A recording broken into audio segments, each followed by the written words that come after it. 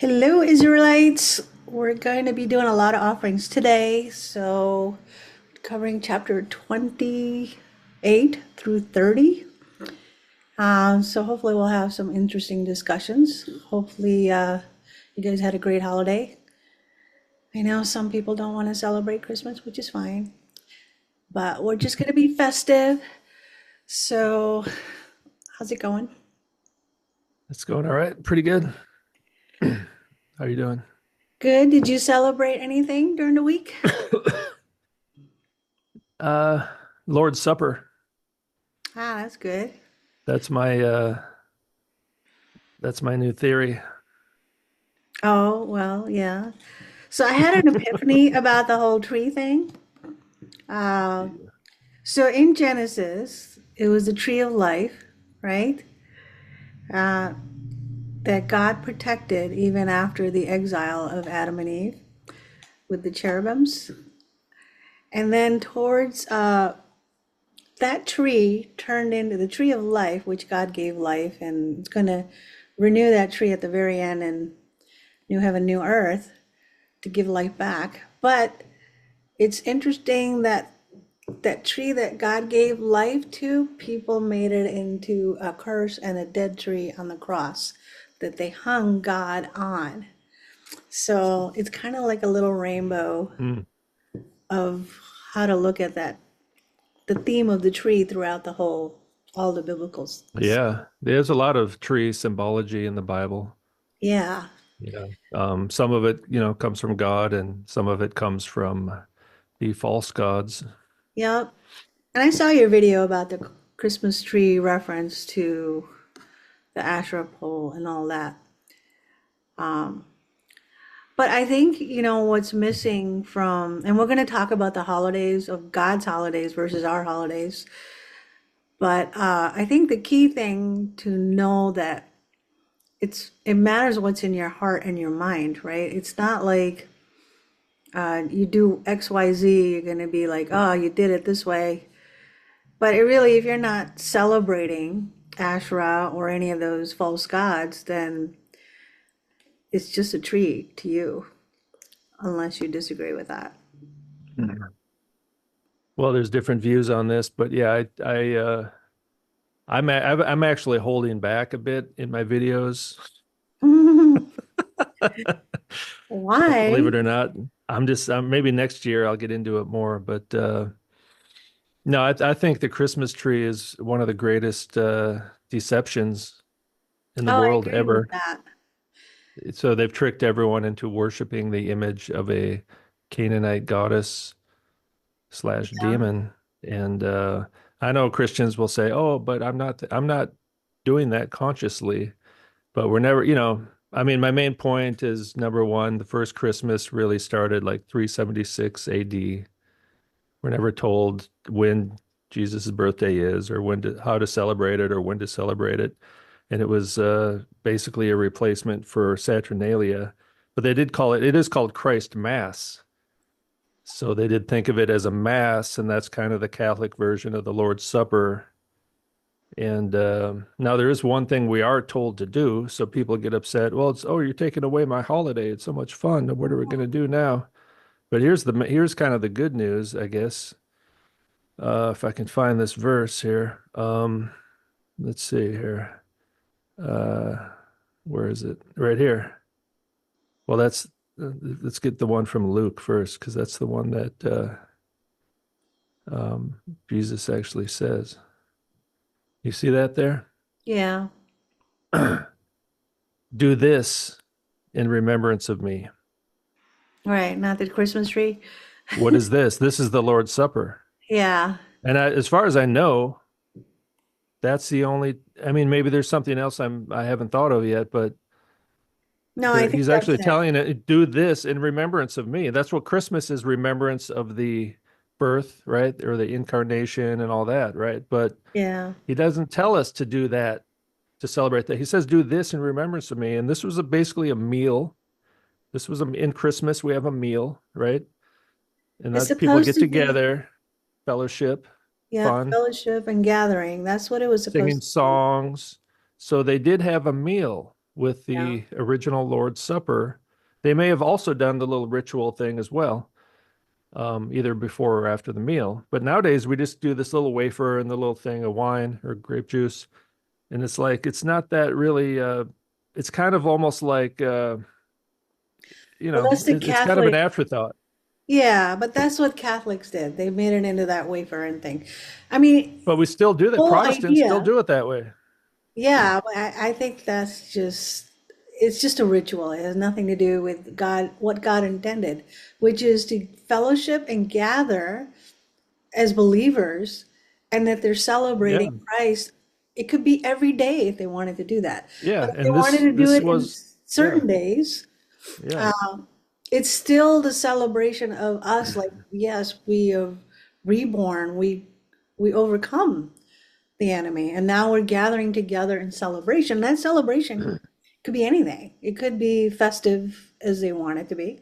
It doesn't have to be like, oh, let's yeah. just, yeah.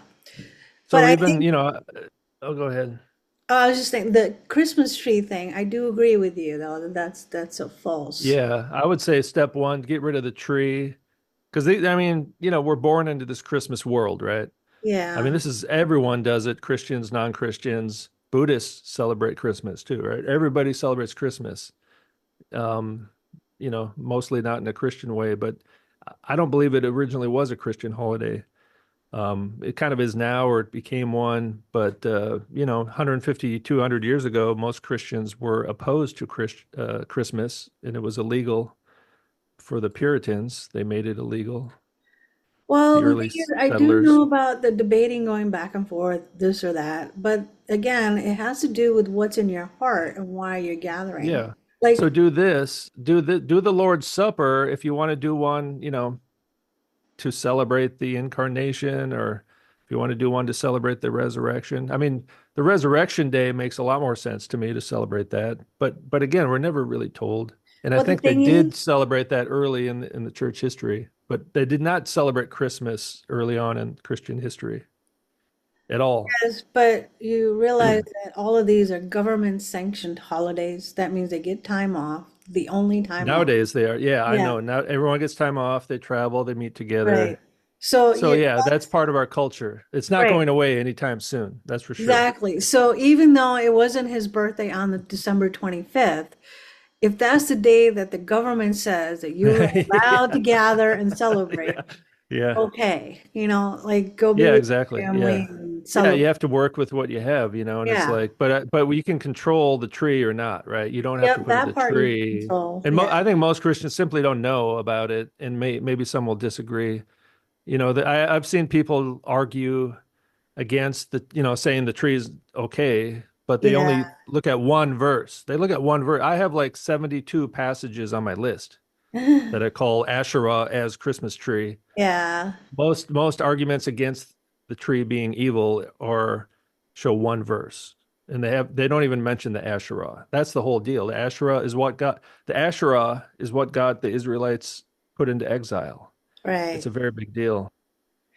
Well, Truly the one of the thing is, greatest deceptions ever, in my opinion.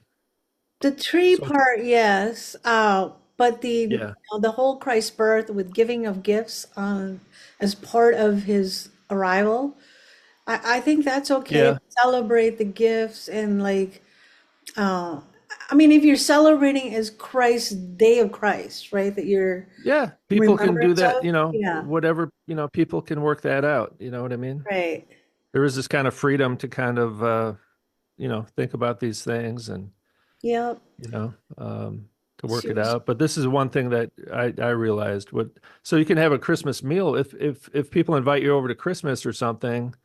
Instead of being a total jerk, you could probably go and just think of it as a Lord's Supper Yeah, type of meal and try to avoid worshiping demons. yeah. There's many other verses too, and even in the non Christmas context of when you're gathering together and if they offer you a meal, if you don't know it's, you know, to a false god, then you can Yeah. accept what they give you, right? It's not Well, like, but he says if you do know, yeah, do then not you have to eat. walk away. Yeah. So unfortunately, those who watch my videos do know.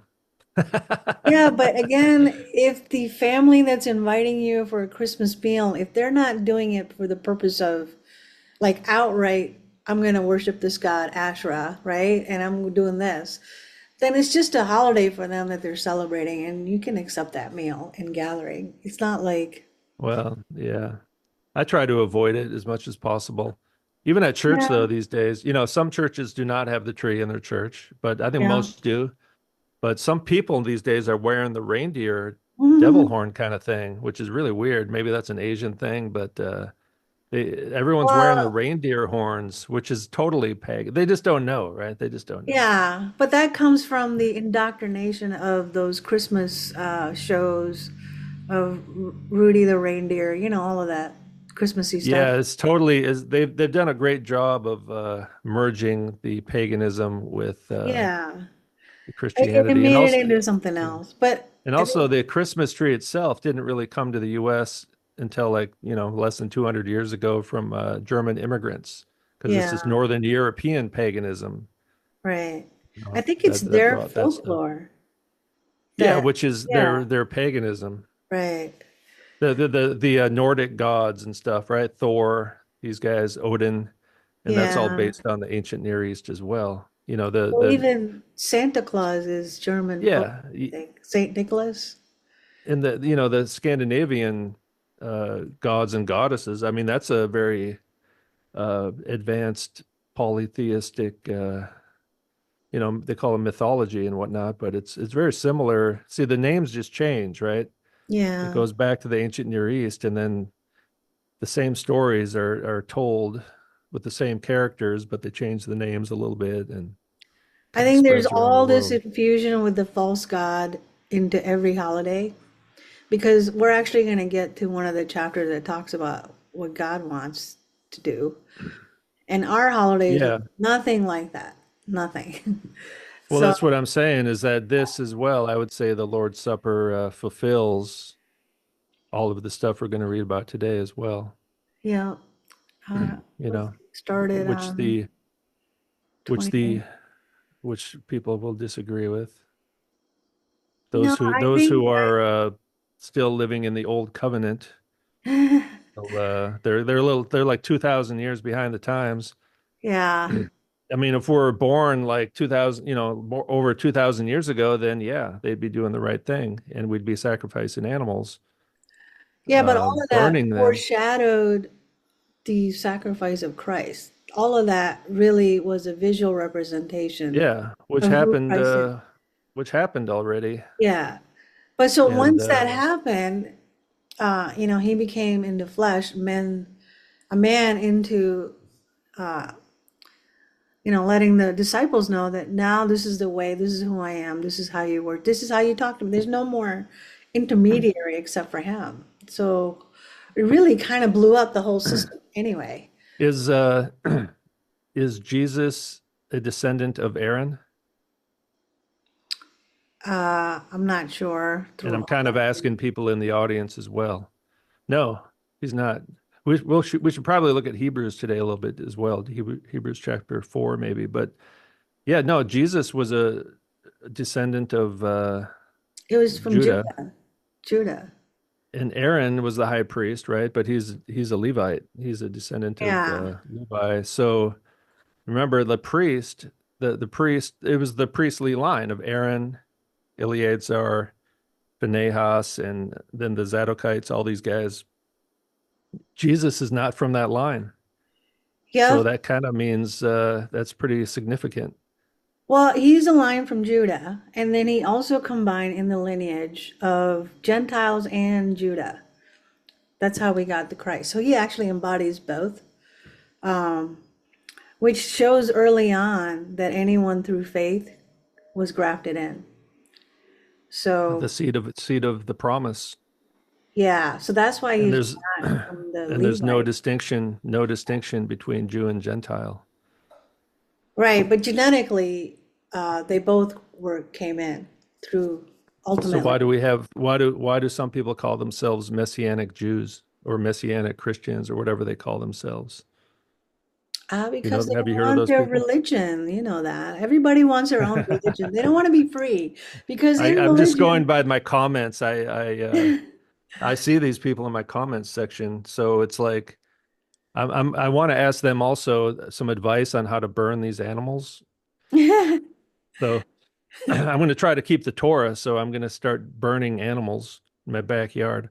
So, okay, then you got to share your burnt offering to because they told people. me I'm not a, I'm, they told me I don't know what I'm talking about. So apparently I got to start burning the animals. Well, also keep all these offerings that God is asking us to keep. So let's see. Even though we have a new priest who's not from the line of Aaron, I guess we're supposed to keep the same old thing. Where are the Levites? I got to call some Levites to come over and help me set You up a know what they're tabernacle. called?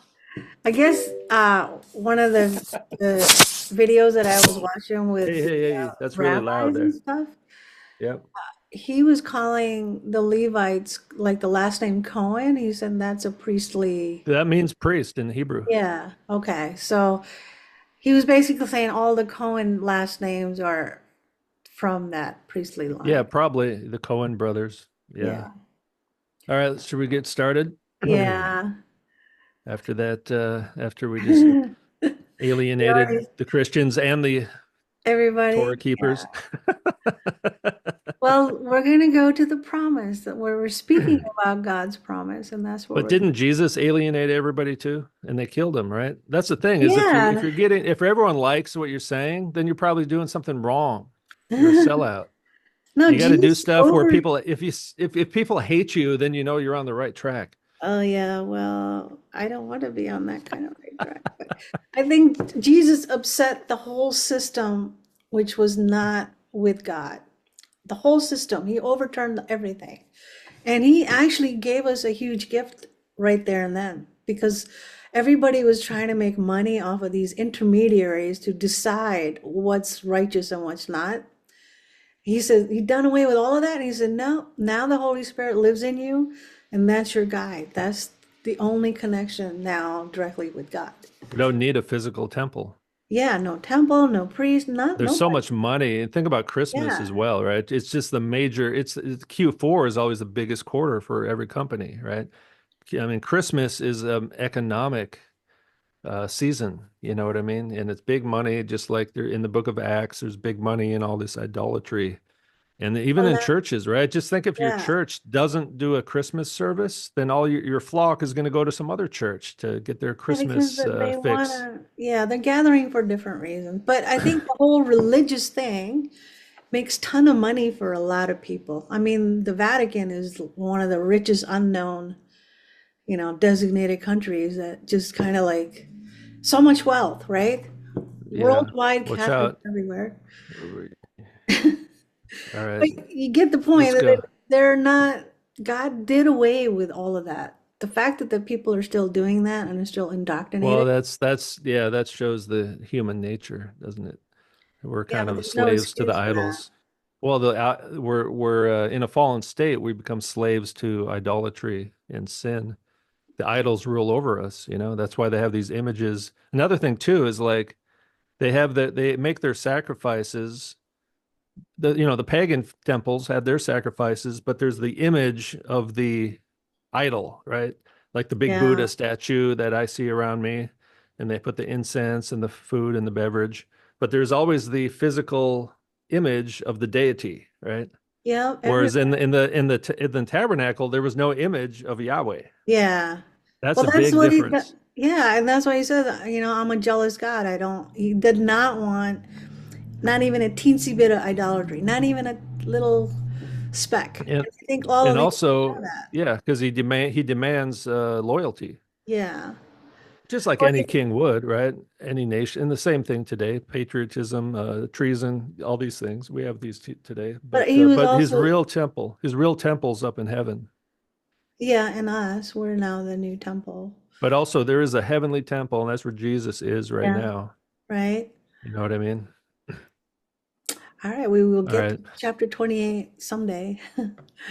let's start right now All right, you want to read? before we Numbers 28. All right, so then Yahweh spoke to Moses, saying, "Command the sons of Israel and say to them."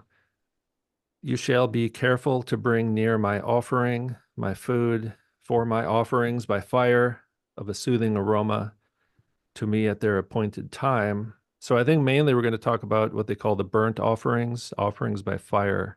And Yeah. this gives up, we talked about this before, right? The incense, and this is kind of similar, the smoke from the fire goes up to heaven, Right. basically. So you're almost kind of like making an offering to the temple in heaven, or at least that's the symbol of, Yeah, of you what's are. And eventually that censer is filled with saints' prayers that gets thrown yeah. back to earth. So there's a lot of symbolism with this offering that people are doing to God. Um, And they still make these, these in the pagan temples, they still have the incense going up, you know, yeah. to heaven. So, Yeah, anyway. so that's a good point because what's happening with all these other incense practices for all other religions, that's not really pleasing to God. And I think God actually said, I'm sick of your incense and all this other stuff that you give me Well, when I'm that's even, not yeah, because righteousness. their heart, yeah, Yeah, they forgot to circumcise their heart, right. and they kept, you know, worship. They had the syncretism. Actually, they put the images of the Asherah and all these other gods in the temple later on, after Solomon. Solomon kind of got the ball rolling with that stuff. Hmm. Him and his foreign, just like Numbers 25, right? Solomon did the same thing Yeah. with all these foreign women and their foreign gods. And anyway, so and you shall say to them, this is the offering by fire, which you shall bring near to Yahweh, 2 male lambs, 1 year old without blemish, as a continual burnt offering every day. So every day, and they would burn the whole animal, no one would eat it. This is an offering to God. Yeah, without So, blemish, which is the important yeah, part. It yeah, referenced Jesus that he's the offering without blemish. yeah. And also they're getting ready to enter the land, right? And this is the second generation. So, we've seen a lot of this in like the book of Leviticus, the first 7 chapters talk about all these different offerings and stuff. But this is Yeah. the second generation, and they're about to go into the land to worship Yahweh and to dwell with God, which is the whole point of the Exodus. They're finally, after 40 years, about to go. Yeah. So, you shall offer the one lamb in the morning, and the other lamb you shall offer by twilight. So I wonder if, like, I guess this would have just been burning all day long. One lamb, it would take a while for that thing to burn up, right? Yeah, I because mean, there's a lot of fat and the animal takes a long time. That would take at it's been, least five, yeah, 6 hours for one it's lamb, it's been a easily. while since I burned a lamb, but but Well, the think Torah about again, it. that's why I'm asking the Torah keepers. Tell me how to burn the lambs better to make it last all day long. Well, it would last anyway on low fire anyhow, because like you know how Thanksgiving when you cook turkeys, how it takes 6 hours maybe because of the weight of the turkey. And Oh yeah, yeah, yeah, you yeah. have it like 300, 400 degrees or something. And a little, No, yeah. so you can have a large animal like a goat or a lamb go into 6 to 8 hours of burning, I think depending so. Yeah. I on mean, the fire. that's what it says, continual burnt offering, right? One Yeah, in the morning, one in the evening, or right. twilight, I guess. And I wonder what it smells like. I guess it would smell like food, right? Because you're Yeah, cooking the meat like basically, but barbecue. nobody's eating it. Yeah. But Yeah, you're cooking kind of the whole thing as well, though, all the stuff, the yeah. guts, or you're burning it up. Well, Also a that tenth part of wouldn't an smell good though, like the hair, yeah, the skin, all that yeah. stuff. Yeah, Also a tenth of an ephah of fine flour for a grain offering, mixed with a fourth of a hin of beaten oil. This is a continual burnt offering, which was ordained in Mount Sinai as a soothing aroma, an offering by fire to Yahweh. Then the drink offering with it shall be a fourth of a hin of each lamb. For each lamb in the holy place you shall pour out a drink offering of strong drink to Yahweh. Now they may just poured it out on the ground or something, I don't know, or on the animal, yes. maybe, I don't Well, know. whatever their altar was, right? That's where they would do it. Yeah, and the other lamb you shall offer at twilight as the grain offering of the morning, and as its drink offering you shall offer it an offering by fire, a soothing aroma to Yahweh. So yeah, I think God really enjoys this one. There's something like kind of spiritual going on, I would imagine, besides just burning the animal and watching the smoke go up. There is Well, some kind of, it is spiritual, something but happening. I think God is presence everywhere, right? So he must, in a way, he's absorbing the meal for himself. Although it doesn't look like a physical person eating it and drinking it. Because I always wonder, like, why do people offer food to their idols? Have you noticed Well, they that? still do it. You see, Yeah, I take videos of this stuff. I mean, right. everywhere I go, everywhere where I live, they still do it. The little bottles of water, Yeah. food, and it's like, and I ask them like, "Who eats this?" And they just kind of laugh, and they. Yeah, but see, those idols don't drink or eat or any of that, right? So, like, there has to be like, they just copied it, I think, off of this offering because they Yeah, realized I'd that imagine. God, Yeah, yeah, yeah. but here, I think he's actually absorbing the meal spiritually I don't know. because Yeah. it says soothing aroma. Well, it's interesting too, like thinking about the Lord's Supper, right? This is my body, eat Yeah, it. This is my blood, drink it. And then we also have, something, a body of an animal, and we have the right. drinking there as well. I don't know if there's a connection there or not, but I think this is an entire yeah. meal for God, isn't it? Like human way of making Seems it like it. for Yeah, God. it's his way of 'Cause you got, relating, of interacting with us or something like that. but why would you So need to pour out a drink that's going to go to the ground? So there's something I more don't to know. this that we're not Maybe really. that gets burned up. You probably put it in the fire, and it, Yeah. like the if it's alcohol, it would kind of get burned up as well, right? Yeah, Um, everything would. But God is but I, also fire yeah, too, right? yeah, I don't think God just likes the smell of it physically. You know what I mean? He likes the relationship he's having with us because we offer it, right? He likes the fact that we are Yeah, offering but it I to think him. here he does like the aroma. He doesn't need to put that. In fact, all the way But up. there's more to it than that. It's this prayer because our prayers are going up with the smoke. Yes. You That know I what I mean, mean? it is a spiritual thing in that regards, but Yeah. physical act of burning a goat or a lamb with all these offerings, he does get to absorb that in his physical way, whatever that is. So I think he does like if it means soothing aroma, he likes it. Like he's enjoying it. Yeah. All Yeah. right. Sabbath offerings. Then, so this is every day. And then on the Sabbath day, two male lambs, 1 year old without blemish, and 2/10 of an ephah of fine flour mixed with oil as a grain offering and its drink offering. This is the burnt offering of every Sabbath, in addition to the continual offering and its drink offering. So this is in addition to what we just read. They on the Sabbath day, on the seventh day, they do that. Once a week, yeah. So Yep. there's a special day, once a week, and then a monthly. Well, every The day. first These are one. Oh, these are daily. every day, Okay, daily, daily. and then you keep doing that Weekly, daily. And then in addition, on the seventh day, you did the daily one and this one. And weekly, and so then yeah, monthly. so all the other ones you always do on those days, and then Yeah. you add so monthly, the beginning of each of your months, you shall bring near a burnt offering to Yahweh, two bulls. So this is two bulls, and this is two male lambs. That's kind of similar, right? So now you got the bulls um, from the herd. Oh, there's the word herd. And one ram, seven male lambs, 1 year old without blemish. So now you got more, right? Yeah. Two bulls, a ram, seven male lambs, and 3/10 of an ephah of fine flour mixed with oil for a grain offering for each bull, 2/10 of fine flour mixed with oil for a grain offering for the one ram, and 1/10 of an ephah of fine flour mixed with oil for a grain offering for each lamb, for a burnt offering of a soothing aroma, and offering by fire to Yahweh. It sounds like a recipe, right? Like you're cooking something because you Yeah, got it all this is. flour and grain. You're really cooking a meal for Yahweh. But I think they do eat this stuff. It's not, No, no, see, no, it not the was burnt offering. established. Not No, the burnt offering. in the Leviticus, it was established. No, no, no, but the burnt offering is fully burned up. Nobody, they eat the other offerings. There are other An offerings that offering they they're do gonna eat. eat, right? There's other offerings that they can eat. Yeah, the Okay. priests can eat some of them. And the peace offering is the one that the regular people can also eat that one. Yeah. It's kind of like a shalom offering.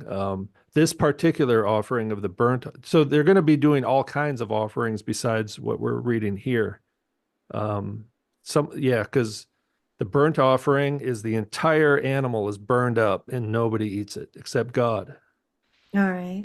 But the other offer, because there's all kinds of different offerings, the other Yeah. offerings can be eaten, Okay. but not this one, All right. which is kind of interesting why they're focusing on this right now in this book of Numbers. It's all about worship of God, I guess, and something like that, Well, like so you said, it's the new generation, so he's training them yeah, because yeah. all the offerings were well laid out in Leviticus. And And they just had their rebellion, another one of these rebellions like last week we talked about, right? So, yeah. they're kind of like, okay, stop whoring around with those other gods and their women. You're gonna Yeah, come so he's and kind of teaching burn them that. animals. Yeah. Well, I mean, there's an importance of why these offerings were had to be kept anyway, and the relationship between them and God as they were hanging out by the tabernacle. So I think he's now just reconfirming that with them because they were already going Yeah. astray. It's got to keep them So, focused on God. yeah. Yeah, it's like if they're focused, if they start drifting away, they get led astray Yeah. by the Canaanites who are deliberately trying to lead them astray Yeah, through and the then to them, with their gods, the Moloch and Baal and all those other whatever, they were doing completely opposite of what God is trying to lay out here for them. So I think and all the yeah. meanings they do, all these offerings do have a meaning. But I don't Yeah. remember all of it right now. Well, yeah, Leviticus kind of covers Yeah. all this stuff in more detail, really. Yeah. And their drink offerings shall be half a hin of wine for a bull, and a third of a hin for the ram, and a fourth of a hin for a lamb. And this is the burnt offering of each month throughout the months of the year. And one male goat for a sin offering to Yahweh. It shall be offered with this drink offering in addition to the continual burnt offering. All right. Mhm. Passover. Passover. So this is once a year. Yeah. Then on the 14th day of the first month shall be the Passover to Yahweh. So And what's the on the fifth, first month? Is that do we oh, figure I think it's spring solstice was probably the first day. like April or something? March 21st, usually somewhere around there. Sometimes it's the 19th, 20th, 21st of March, I think. So, Right. because even like December, right? It means Deca, which means 10. Yeah. November is 9, October is Right.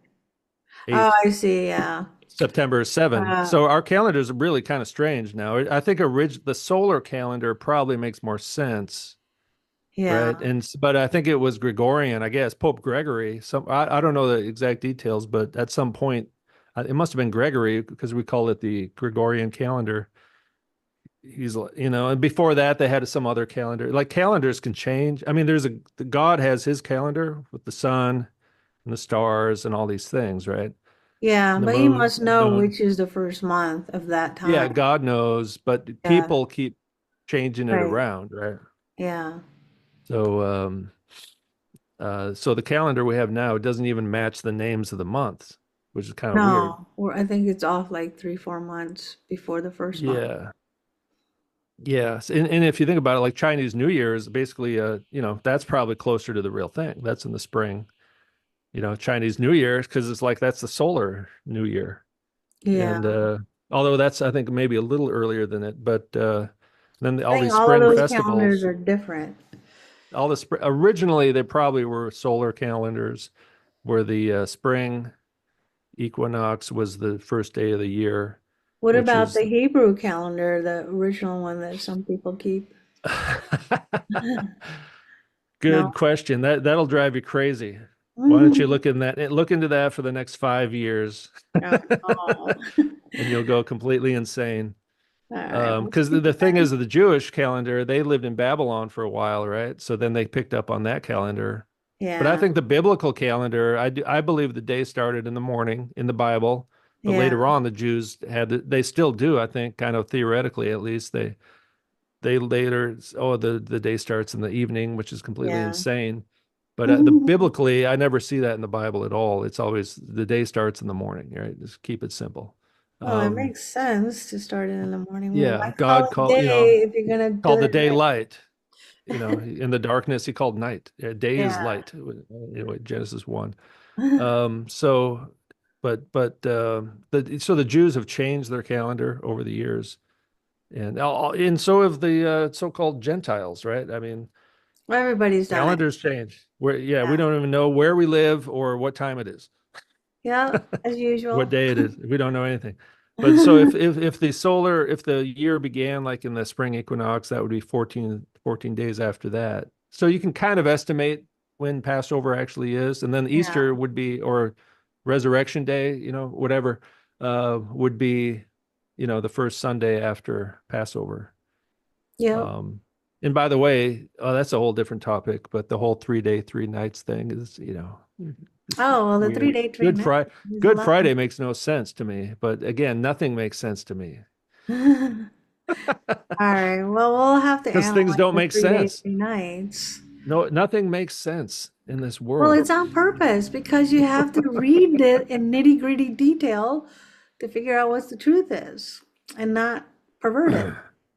Yeah, anyway, and on the 17. 15th day of this month shall be a feast. See, there's a feast right there. The Lord's Supper is a feast. In fact, what did Jesus do? The Last Supper was a Passover meal, I believe. For some Yeah. reason, people debate this. It was pretty obvious to me. It was a Passover meal.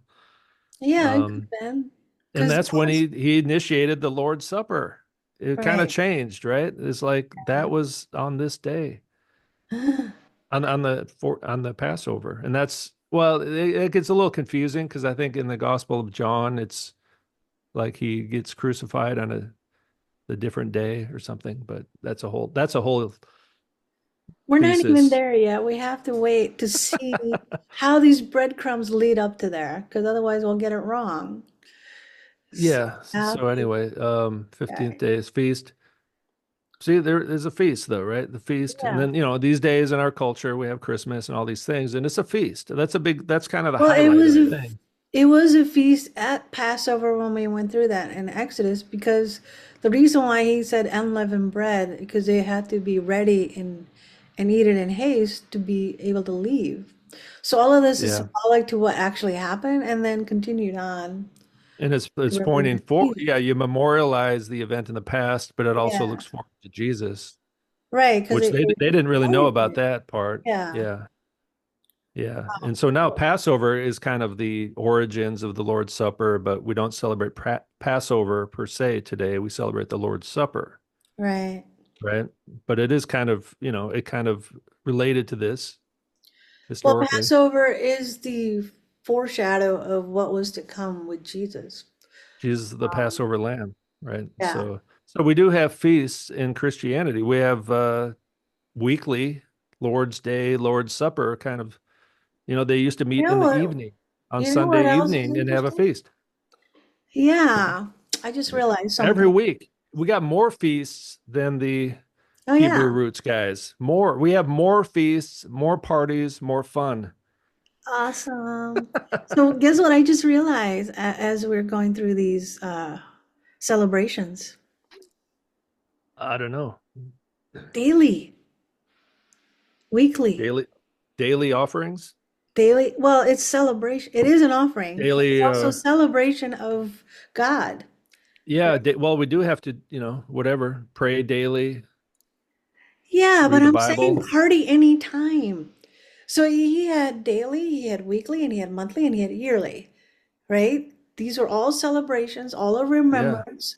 So there isn't like Well, there's summer this is holy, like some are even, more holy. there, Yeah, I and get then it. when like some are you might do it on your own or with your family or whatever. Others you do it with the whole congregation. But these were all gatherings. They weren't just, Yeah, yeah, they were gathering for the whole congregation, every but single. not every day. Probably didn't gather every day. Uh, Even here, what we're reading here, there because the Levites and the priests, they were always there, like doing this. yeah. That was their job all day long. They're Okay, yeah, burning yeah. animals. Well, let's keep reading and see if they They're showed up. like the butchers, right? They're doing the barbecue all day long. Yeah, but Um, people would have smelled that every day. yeah. Think about that, Uh, and that fire going every day. and here, all the Israelites, they're all in one place. They're all in one Yeah, camp still. After that, they got spread out, right? So, right. on the 15th day, unleavened bread eaten for 7 days. On the first day shall be a holy convocation. You shall do no laborious work. So that's the what day is that? The 15th? I guess that's the first day after that would probably be the 15th day, huh? Let's Yeah, see. 7 days. Yeah, Yeah. I guess so because they're having a the feast and 15 through it's a whatever. Sabbath more or less. It's a day without work. Yeah. And you shall bring near an offering by fire, a burnt offering to Yahweh, two bulls from the herd, and one ram and seven male lambs 1 year old. They shall be for you without blemish. Now, as for their grain offering, you shall offer fine flour mixed with oil, 3/10 of an ephah for a bull, and 2/10 for the ram. A tenth of an ephah you shall offer for each of the seven lambs, and one male goat for a sin offering to make atonement. Oh, there's atonement for you. See, there's a sin offering right there. I Yeah, think that's outside the camp. somebody, maybe I'd have to check in Leviticus, but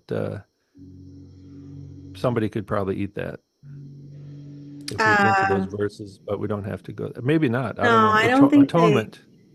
It was done outside Let's the go camp. there real quick. Um, It's in Leviticus 16. Yeah. Oh, this is where the goat. Now this is the scapegoat thing. yeah, they send it off, but it's Is burnt that what they're outside talking the about here? camp. All But sin here offering. they're sacrificing the goat here, it sounds like. Yeah, so it's sacrifice, but all sin offerings are done outside the camp, so they're not going to be eating that. Mm. The one that they got to eat was probably that was burned on the altar inside the camp because they can't Oh, eat the sin offering. here's a sin offering right here. This one Yeah. here. Oh yeah. One goat goes out, right? And then one goat is killed, something like that. I'd have to read chapter I 16 did again. actually Yeah. list down all those offerings before in detail. Yeah. Let's see if I But can anyway, all find right. it. You shall offer these besides the burnt offering of the morning, which is for a continual burnt offering. After this manner, you shall offer daily for 7 days the food of the offering by fire of a soothing aroma to Yahweh. It shall be offered with its drink offering in addition to the continual burnt offering. Now, on the seventh day, you shall have a holy convocation. You shall do no laborious work.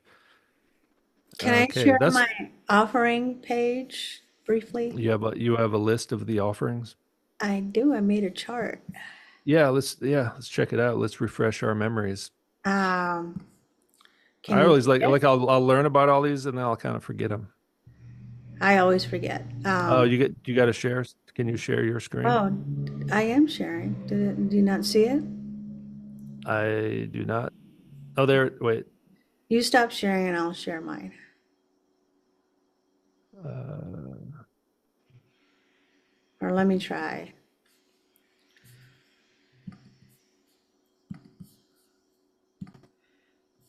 Are you able to see it now? I guess so. Either you can or I you see it. can't. I can see it. I can see it. Okay, then I don't know if everyone else can see it or not, but they should be able to if you're seeing all it. right. All right. So this is my chart that I made before. So we have the burnt offering, grain, peace offering, unintentional sin offering, guilt offering, and restitution offering. That was all covered in Leviticus. So the burnt offering was a gift to God. And it talked about like the types of male bull, sheep, or a goat without a blemish, own free will. So there was offering that they could make voluntarily. Door of the tent meeting, and then there was to lay his hands on the head of the priestly rituals that they were doing. Sons of Aaron sprinkled the blood on all sides of the altar. Arrange the parts of the head and the fat on the wood that is on the fire. So they had like a whole ritual how they were going to do it. And wash his entrails and his legs in the water. So they couldn't just lay it on. We were talking about the burnt offering, how that would be. So they did have to wash it out. And then burn everything on the altar, pleasing aroma to the Lord. If it was a sheep or a goat, slaughter it north side of the altar. Then it had the same instructions. If birds, turtle doves, or pigeons, wring off its head, burn it on the altar, remove the entrails and feathers, and throw it on the east side of the altar. For ashes, blood drained out, side of the altar, split it open and by its wings, and then not tear it into two. On the herd altar night morning.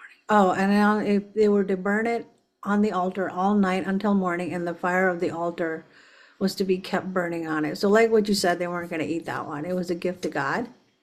Yeah. And Well, then it's the nice grain, you got it color coded there. of course.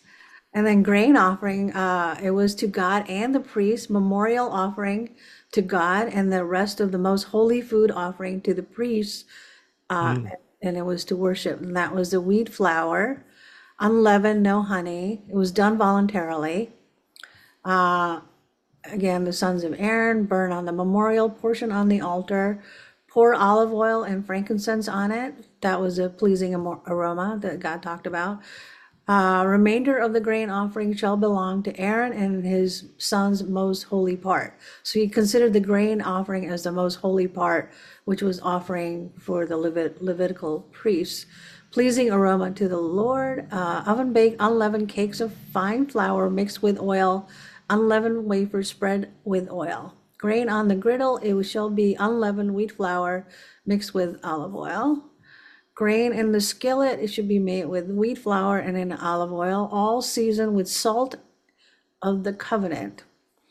And then the grain offering for your first fruits of the Lord, first fruits, fresh ripe grain, roasted by fire, coarsely ground new grain, put olive oil on it, frankincense and its first fruit offering, no pleasing aroma on the altar. So there was parts of it that wasn't supposed to have the pleasing aroma. No atonement meant to fellowship and worship to God. That was the purpose of the grain offering.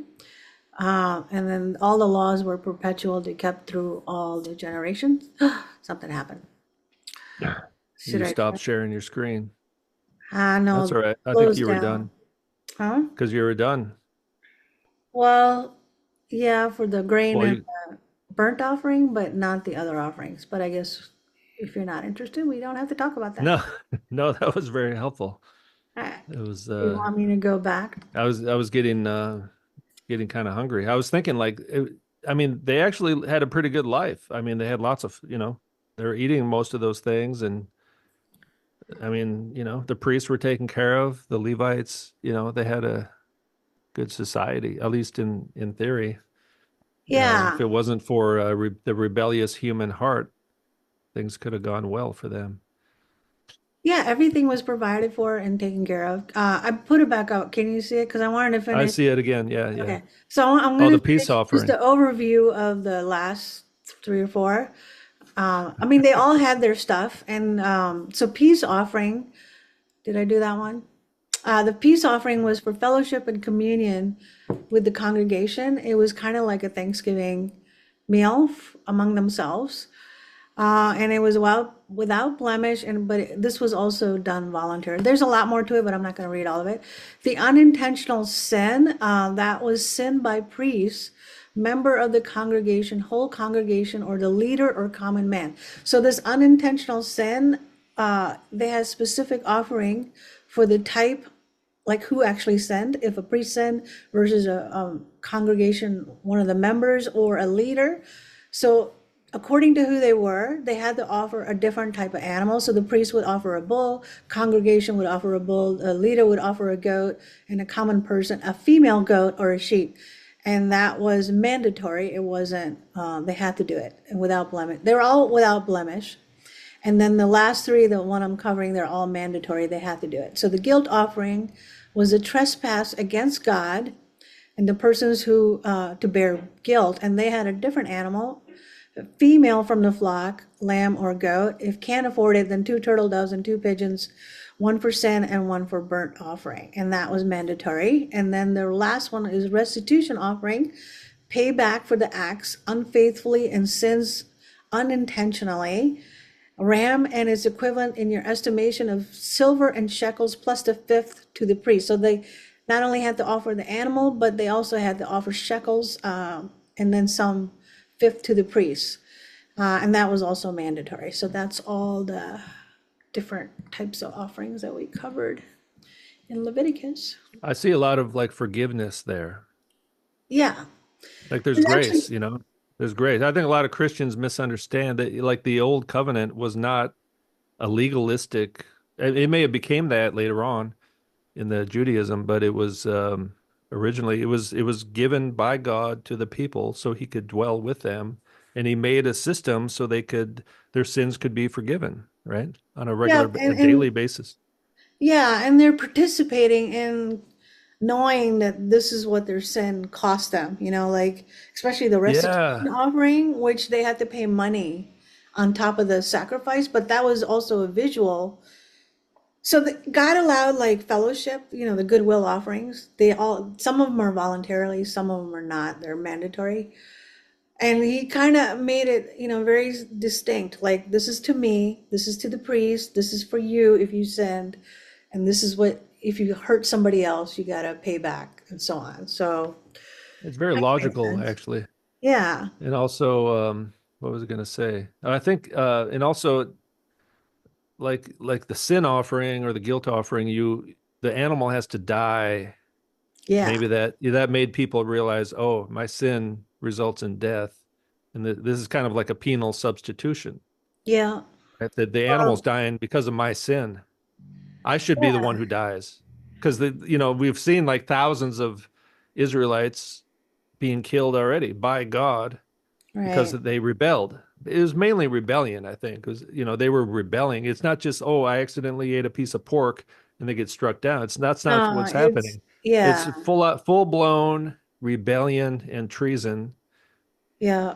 just like today, right? People get executed for treason today, Well, it's but idolatry. They didn't their want God. sin results in death, Yeah, sin right? always equals death, always. So, So the animal's dying in your place, yeah.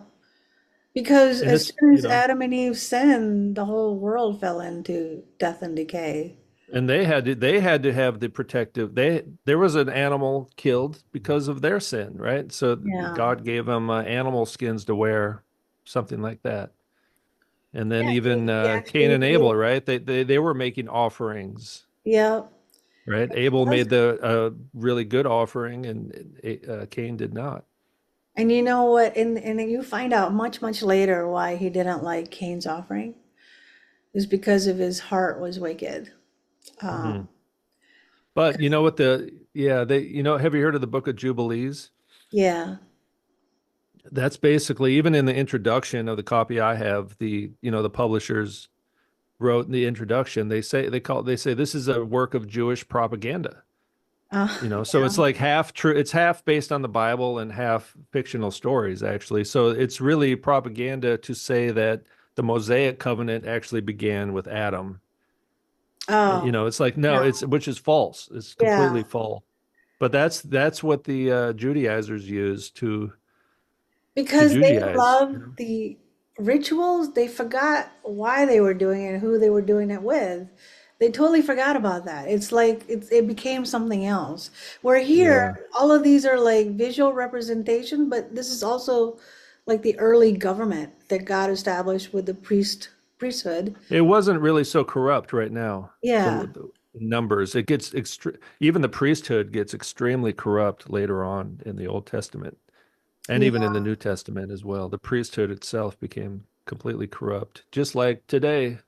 Well, it's gone. Yeah, it became something else, and it's Yeah. unfortunate because we could all worship God.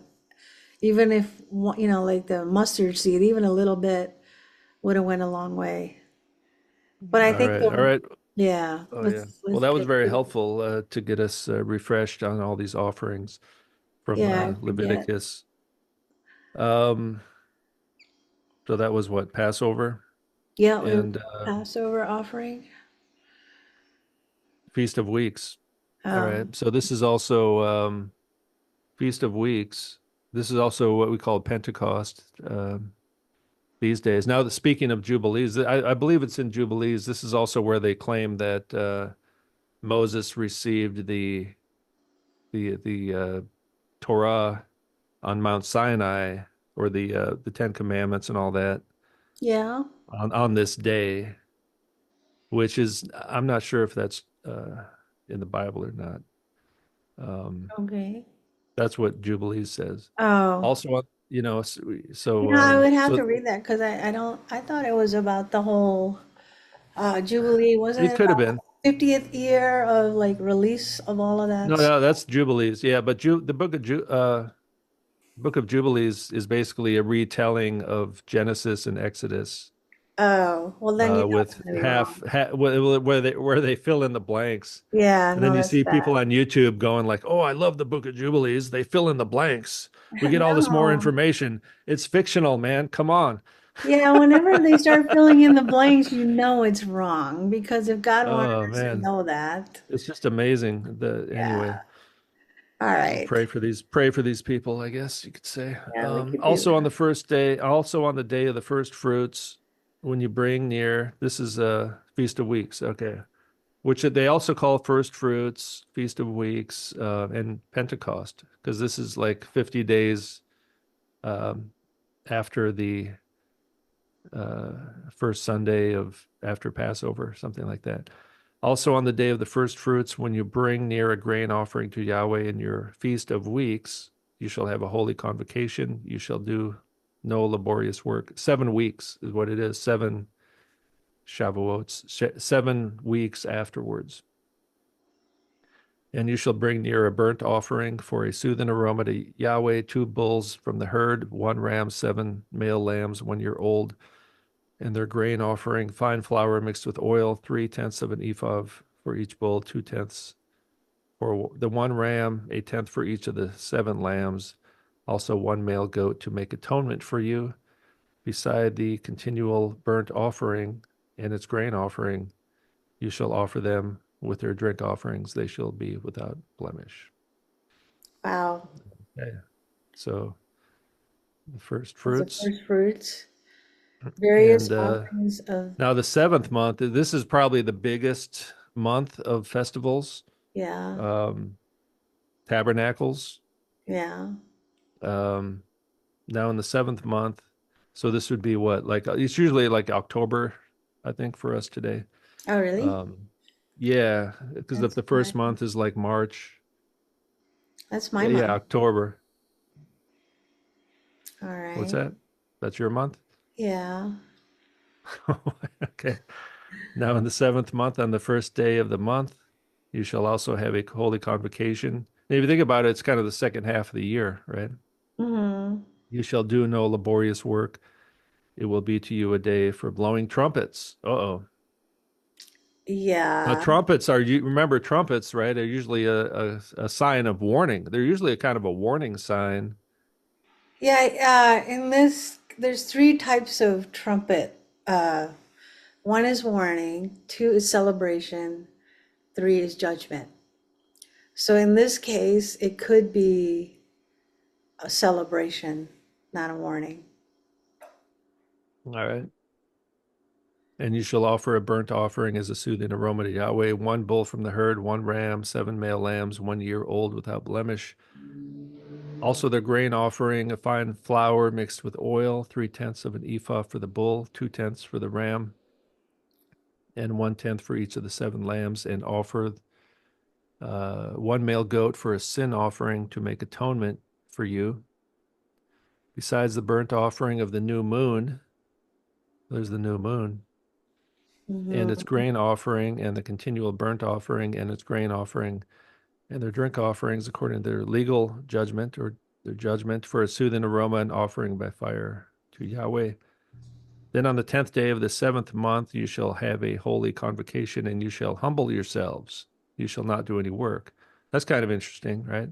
Hmm. Humble, is that what that means? Not doing any work on a day means that you're humble yourself.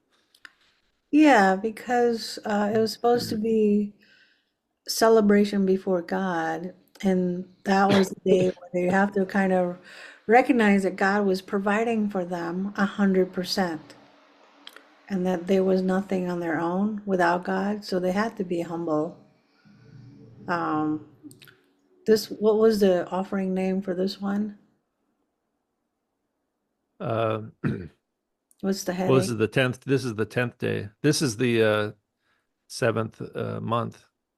Oh, various offering. This Okay. is the Feast of Trumpets, the Yeah. Feast of Trumpets. All right. Um, yeah. And then there's the on the 10th day, and then you shall bring near a burnt offering to Yahweh as a soothing aroma, one bull from the herd, one ram, seven male lambs, 1 year old, having them without blemish. And their grain offering, fine flour mixed with oil, 3/10 of an ephah for the bull, 2/10 for the one ram, 1/10 for each of the seven lambs. One male goat for a sin offering, besides the sin offering of atonement, and continual burnt offering and its grain offering and their drink offerings. Then on the 15th day of the seventh month, you shall have a holy, okay, another one. On the 15th day, a holy convocation. You shall do no laborious work, and you shall celebrate a feast to Yahweh for 7 days.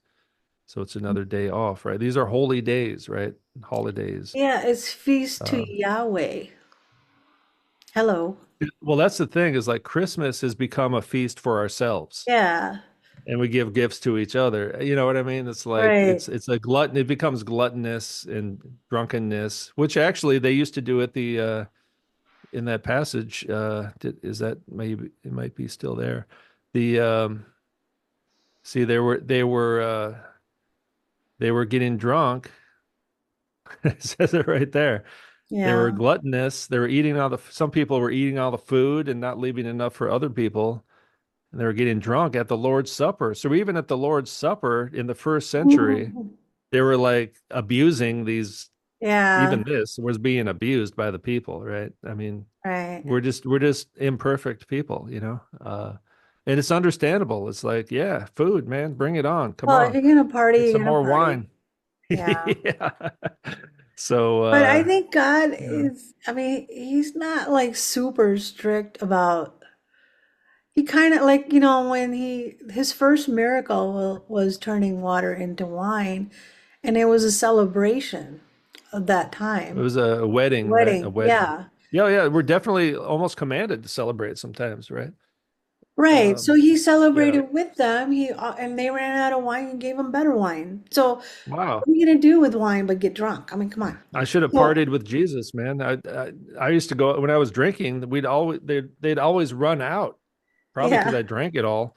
There was a serious problem. Like no one had enough booze. Yeah, but Jesus didn't come and reprimand them for like, you're drinking too much, you're eating too much. No, he partook in the celebration because he realized what the celebration was. Like Yeah, wedding. and no Or- fasting. Like people shouldn't fast Yeah, when he's around because that's not the time to fast. It's the time to celebrate. right. Yeah, yeah. So it's Yeah. celebration. I think he's okay with that, Yeah. but you're always gonna have a few that do their own thing, right? You just don't want to puke and Yeah. black out like I used to do. So I anyway, got drunk uh, one time as a teenager, so bad, which I didn't wait, know wait, wait, wait, about wait, wait. alcohol. Only once? Well, after that, it ruined me because I probably could have died from that. It was way too much. I did that every week.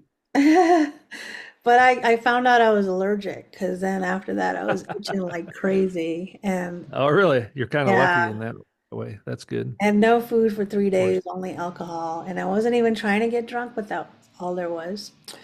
So anyway, but after that, I never had the urge to drink anymore. Wow. It's kind of totally opposite of my story. Yeah, I'm allergic, but in a different way where I you can't want stop. more of it. Yeah. Well, yeah, it's not even wanting, it's just autopilot, you What know. does it Like do though? Like, um, when your body wants something that all it does is numb you, right? it makes you feel happy. It does? Alcohol Yeah. never made me feel happy. I don't know. Well, I guess that's a good thing. I'm like that with marijuana. Marijuana never made me feel kind of depressed and I would like overthink things and get kind of paranoid. It made me paranoid. I Yeah, did I every all my friends were smoking weed and I was like, I'm not really into weed, you know. I was into drinking. And so there's a lot of drugs I never did. I right. don't I mean I was too busy drinking to get into drugs. Mm. I don't like the idea of losing my mind or control over that. So Yeah, drugs yeah, don't really do anything. and they kind of like you do the drugs and then after like an hour you're like, okay, I'm kind of done with this. I want to get Yeah. back my mind, you know, but you can't control when the buzz wears off, you know. Yeah, and that's the last thing I want to hurt is your own brain. Come on, like then life is over pretty much. So I don't know. Yeah, but it's a big, you know, there's a lot of people have a lot of issues with these things, you know. Yeah, because they're And addictive. Like yeah, even by like I'm still prescribed addicted to meds. coffee. Yeah, you want to do that? You What's want to do that? coffee? No, no, no. Oh, I'm you're. addicted to coffee. Oh, me I'm too. physically addicted to coffee. I'm trying to stop, but I get these terrible headaches. Oh, I don't want to stop. That's like my favorite drink. Getting up in the morning is to drink that. Without that, Yeah, I'd like to stop.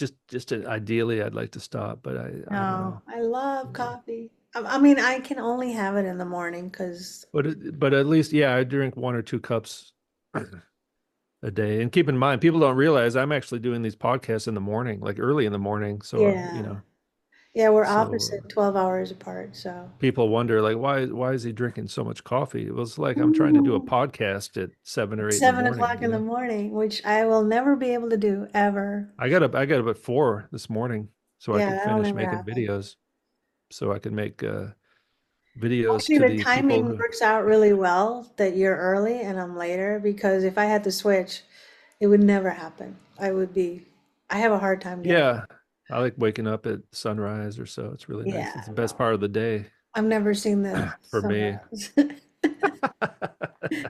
That's And how I I know the never day begins will. in the morning. Yeah. Yeah. Anyway, so All right. all right. Do we cover that one? And you shall bring near a burnt offering and offering by fire as a soothing aroma to Yahweh, 13 bulls from the herd, 2 rams, 14 male lambs, 1 year old, which are without blemish, and their grain offering, fine flour mixed with oil, 3/10 of an ephah for each of the 13 bulls, 2/10 for each of the 2 rams, and a tenth for each of the 14 lambs. 1 male goat for a sin offering, besides a continual burnt offering, its grain offering, and its drink offering. Then on the second day, 12 bulls. So what's going on here is on the first day, there's like 13 bulls, and the second day is 12 bulls, and the third day is 11 bulls, and so I feel on. like this is kind of related to this song of 12 Days of Christmas, maybe. Probably, maybe. Yeah. Although it's 8 days, I guess, this thing here, 7 or 8 days. Um, yeah, and the grain offering, the drink offerings for the bulls, the rams for the lambs, by their number according to the legal judgment. 1 male goat for its sin offering, besides a continual burnt offering and its grain offering and their drink offerings. Then on the third day, 11 bulls, say 2 rams, 14 male lambs, 1 year old without blemish, uh, and the grain offering, the drink offerings for the bulls and the rams for the lambs by their number according to the legal judgment, and 1 male goat for a sin offering, besides a continual burnt offering. This is all kind of the same, right? On the Mhm. fourth day, 10 bulls. I think that's probably the only words that change. You know Oh, what I mean? yeah. If I don't want to have to read all this stuff, so people don't need to want to hear it. And then there's nine. See, on the fifth I day, know. 9 bulls, right? Yeah, the number's going And down. then on the sixth day, 8 bulls. Everything else stays. I actually have a chart right here on my iPad. It's the words are the same. The seventh day, the 7 bulls, I and think then the on the 12 eighth Days of Christmas, day, yeah, it's probably something like it's that, from right? this. They perverted it from this. Probably, yeah. That's you ever think about Christmas, it's so ingrained in our culture. And I mean, there are, you know, people love it, right? And there's a happy Yeah. memory. But it's that's how they do it though. They make it part of our lives. They make Yeah. idolatry. It's the Asherah, man, the tree. Just get rid of the tree and wean yourself off the addiction to the Yeah, but crack I don't of think it's a idolatry. coincidence. I think it is idolatry. They just took the biblical things and made it into pagan things. yeah, it's just it's really it's the I mean the Christmas tree. Seriously, maybe one of the top five greatest deceptions of all time. And in the Christian context, maybe the greatest. You know, You know at what I one mean? point I did kind of like the Christmas tree. I Well, like, yeah, sure, we all did. We grew up with yeah, it, it right? It's smelled like it's good I mean, it's fun. All these things. Idolatry is fun, and but all it doesn't decked mean we have to up. do it. Yeah, it is fun. Rock concerts are fun. You Getting know what I drunk at a like keg about party is fun. Christmas the most is though the festive lights everywhere. I like that the Well, most. in the candles, the thing is the candle lights, also, I think pagan, the candlelight services in church. You know how they do the candlelight services? Yeah. That's like basically incense kind of thing. Yeah, well, Strange fire, man, strange right. fire. Yeah, I probably I think don't that know. isn't really because God would have brought that up to Yeah. light up candles to for Yeah. he never did that. But I don't mean like Yeah. lighting up candles in a church or anything. I I just know mean Christmas like, light. Yeah. yeah, Well, but festive. it's something, something to think about. I don't know. And again, yeah, I think we have a little freedom to kind of work these things out for ourselves. But Well, I I'm think a gonna lot of people party. simply don't know about the Asherah. At least I want to put that out there. I didn't mean to put it out during Christmas week, like because I got sick and all this stuff, so I was delayed because people just get emotional at that point. I want people to think about these things. So. No, I liked your video. I think it was on point. I I'm do not trying to think it offend is. people, but also, and I didn't even get into Santa Claus. That's for next year. Oh, that's for sure. But everyone kind of knows Okay. about that. That's kind of an Yeah. obvious one. But No, I and mean, the I Easter, I'm think going it's to look good into to Easter. know around Christmas that this is a sin, or it could be a sin, right? I'm If going you're, to get more into Easter yeah, around that time. But I think Easter is probably not the best name, right? That seems to be related to Ishtar and all these things. And then the yeah, Easter bunny and the well, Easter that eggs, for that's sure. completely pagan, right? And I grew up doing Yeah, that stuff. because that all ties to the fertility and the rituals with Ishtar, the female goddess. Yeah, but I think the resurrection is probably more important than the birth, although they're both important. You can't But have you one do without the other. But realize that every holiday has a little bit of Christ and a little bit of non-Christ. yeah, syncretism. It's called syncretism. Yeah, so we just take the part with the Christ. We don't have to worry about. Well, Christmas still doesn't. Christmas doesn't have a whole lot going for it in terms of valid arguments. It's more tradition and emotion. It has It that. It has is, plenty but of tradition, plenty of emotion, no yeah, historical basis. but because they tied that It's with just, family celebration, and yeah. they do say they're celebrating birthday of Christ. Isn't that? No, wait, That's what what day is they that? say, huh? What day is that? when is Well, I know Jesus' it's not birthday? December 25th. I know that, but I'm saying as a ritual, as a tradition, But isn't why that what they why did tell the themselves? first why did the early Christians not do that for the first 400 years? I don't know. I wasn't there, but I'm saying right Well, now, right yeah, now, no, I know right now everyone loves Christmas. I know that. no, no, but I'm saying And even they think if they're it, doing it for Jesus. I know that. Yeah. but couldn't we just say that we're celebrating Christ, well, even whether it's right or wrong? Yeah, you Okay, can do so whatever you want. Yeah. all right, we'll People celebrate. can do whatever they want. I'm just some guy. I'm not anyone's pastor or anything, but Yeah, but they listen to you. I listen to you. no, nobody listened to me. All Ah, yeah. right. Then on the seventh day, seven bulls. Okay, seventh day, seven bulls. And okay, we're getting to the eighth day now. Two rams, a grain offering. Okay. And one male goat for sin. It's all the same stuff. And on the eighth day, you shall have a solemn assembly, Yeah. and you shall do no laborious work, and you shall bring near a burnt offering, an offering by fire, soothing aroma to Yahweh, one bull, one ram, seven male lambs, 1 year old without blemish, their grain offering and their drink offerings for the bull and the ram and for the lambs, and by their number according to the legal judgment. One male goat for a sin offering, besides the continual burnt offering and its grain offerings and its drink offerings. You shall offer these to Yahweh at your appointed times, Moedim, Mhm. which is also remember in Genesis 1, it's kind of a similar word for the lights, the luminaries in the sky, Yeah. because the entire world is like a temple, Yeah. which is like a tabernacle.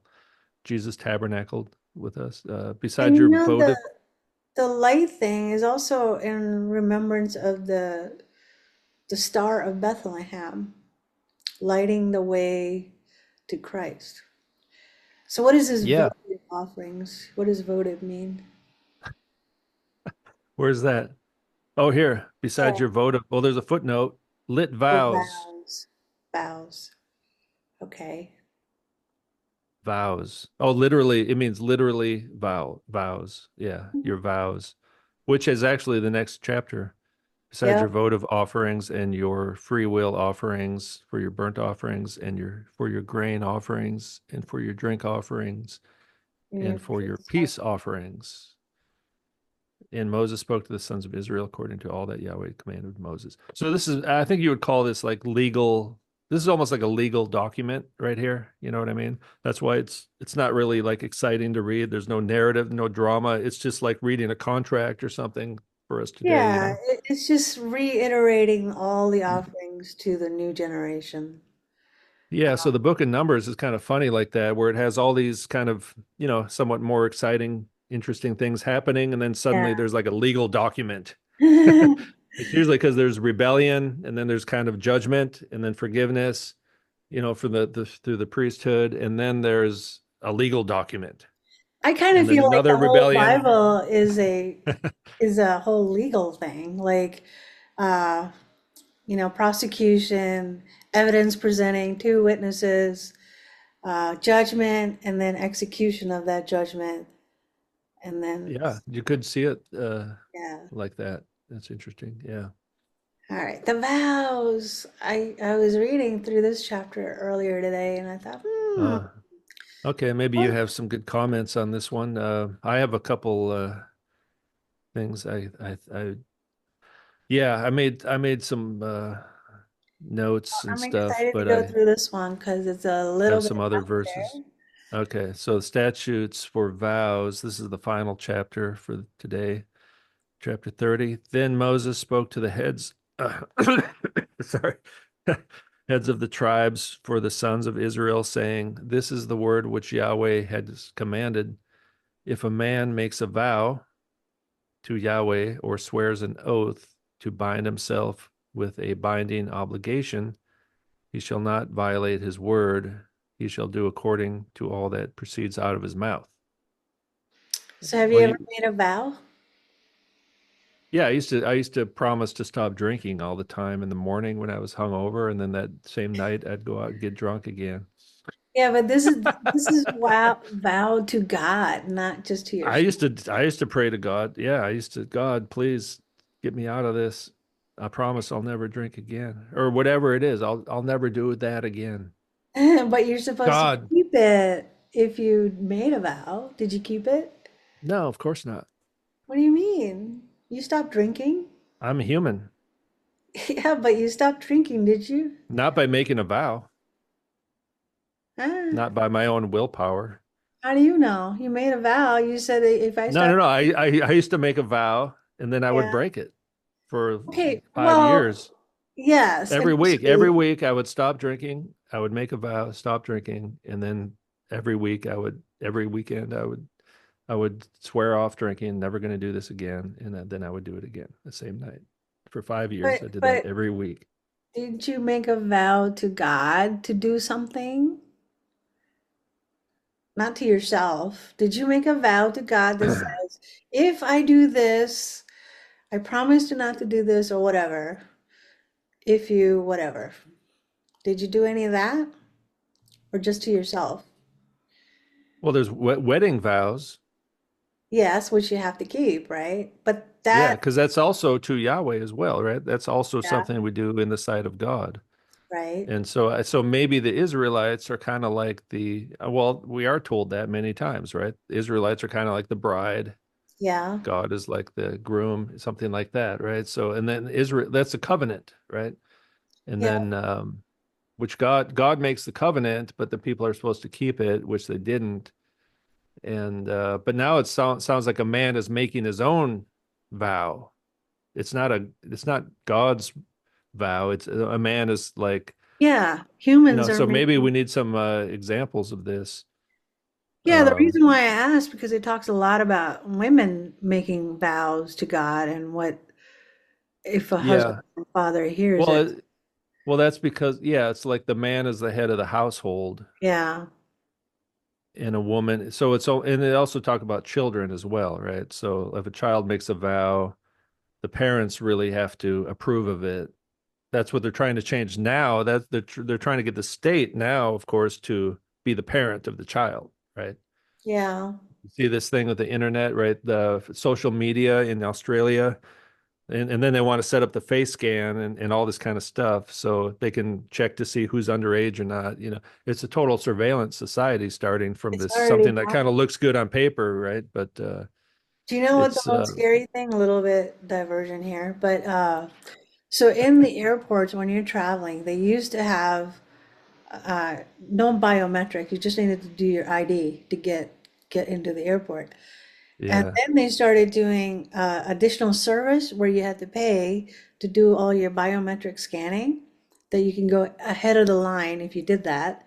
But once I realized that was biometric stuff, I didn't want to do that. Ah, yeah. But guess what now? They don't ask, Mandatory. Yeah, and yeah, I they know. do a face scan. Yeah, yeah. Do- That came in with the pestilence narrative. Everywhere where I Yeah. live, like they're doing the face scan is rolling out right now in real time. Even to get into like a condominium, face scan to go to the gym, face scan. Oh, that's terrible. No, this is a prison, and it's a prison. So what happens is Yeah, you don't have a key anymore. They have the key. right.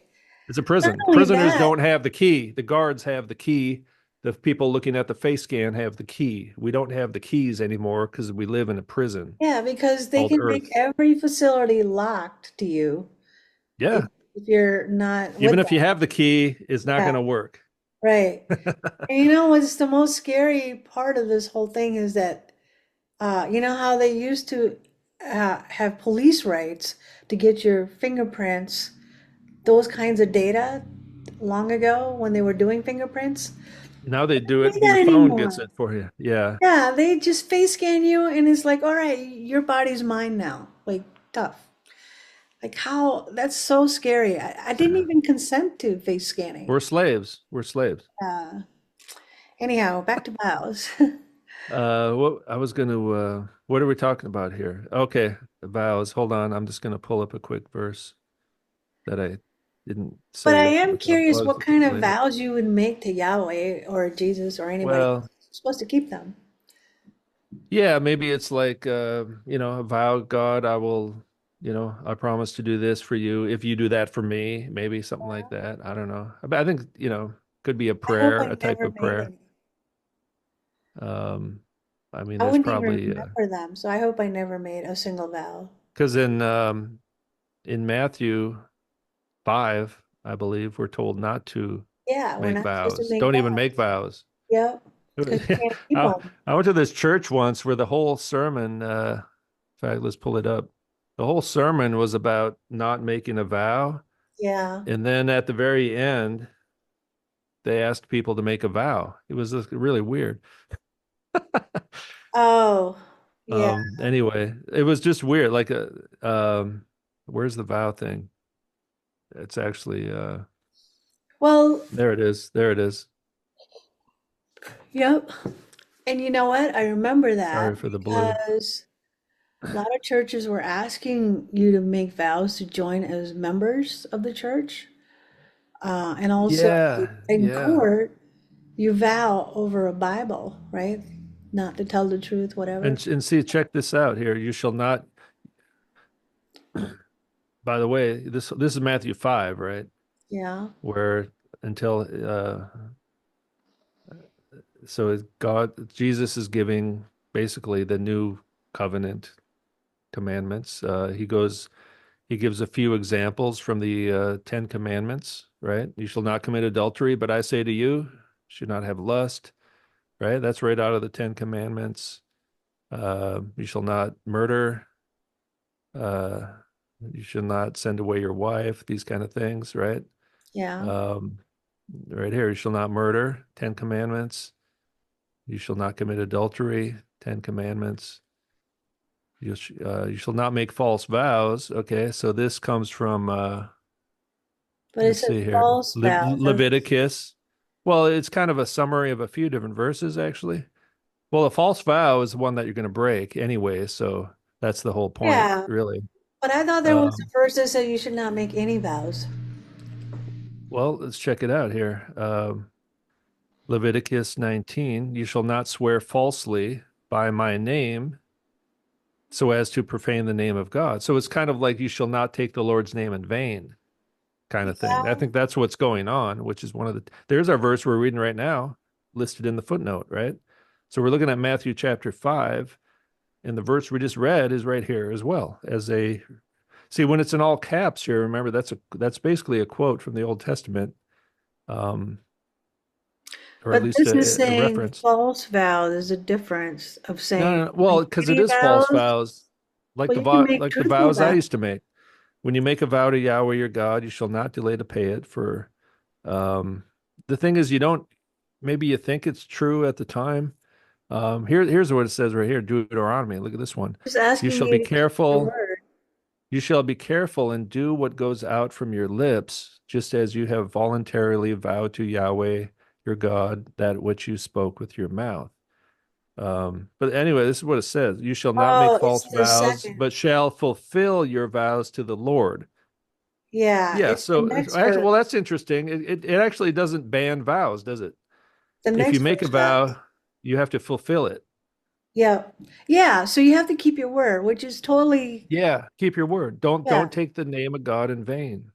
right. Which, If this is a vow to God, right? A promise. If yeah, maybe it's like you're making, what is a vow? You're making a promise to God to do something. yeah, Nazarite vow, not right? The only Nazarite vow. We read about that in Numbers. was actually anybody for any situation. Why would you promise somebody you can't keep, right? So you got to honor your word. If you're telling them you're going to do something, you have to do it, right? Because your character would Oaths. break. But Oath is the next another trend. verse, Yeah. yeah, next verse is But make no oath at although all. but I say to you, make no oath at all. Yeah, So here's the old, oh, here's what's going on. This is the Mosaic covenant. So it's in yeah, all caps, right? So it's coming from the Old Testament, the Mosaic covenant. You have heard it said, right? The yeah, ancients were told, you shall not make false vows, but you shall fulfill your vows to the Lord. That's the old covenant. yeah, That's the Hebrew roots. But right. Jesus says to you, but see, now Jesus is changing things, right? This is the Sermon on the Mount. This is the Yeah, commandments of the new covenant. But what's right here, little diversion. These commandments, whoever then annuls one of the least of these commandments, that's yeah, what he's talking about right here. These right. commandments. He fulfills the law and the prophets. Hmm. Well, he's Make basically no saying oath at that, all. yeah, And this oath is similar, is basically the same word as a vow, because either by heaven, people for it is can't the seem throne to of, keep it. yeah. No, we can't. We're sick. Yeah. We're in a fallen state, or by the earth, for it is the footstool of his feet. Earth is a footstool. Still, so is this. Anyway, What? how's What I miss? the footstool of his feet? Earth is the footstool of his feet. Yeah. I guess a spherical footstool, or by Jerusalem, for it is the Uh, city of the great King. so what? No shall you make an oath by your head, for you cannot make one hair white or black.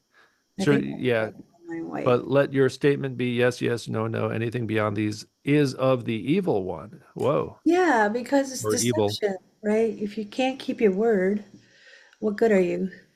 And here again, you have heard it said, an eye for an eye, tooth for a tooth. Again, old covenant, right? Look at all the different verses that comes from.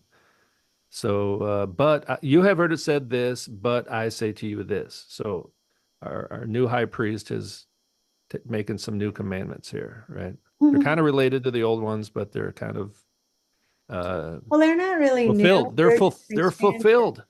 They're Yeah. fulfilled Because what Jesus did, he took it down to the spiritual level of what you were actually doing and why. up to the So, spiritual level. Yeah. so it wasn't so much that he was adding to it, he was just explaining it in a way that, hey, even if it did, it already came from the inner you. It's too late.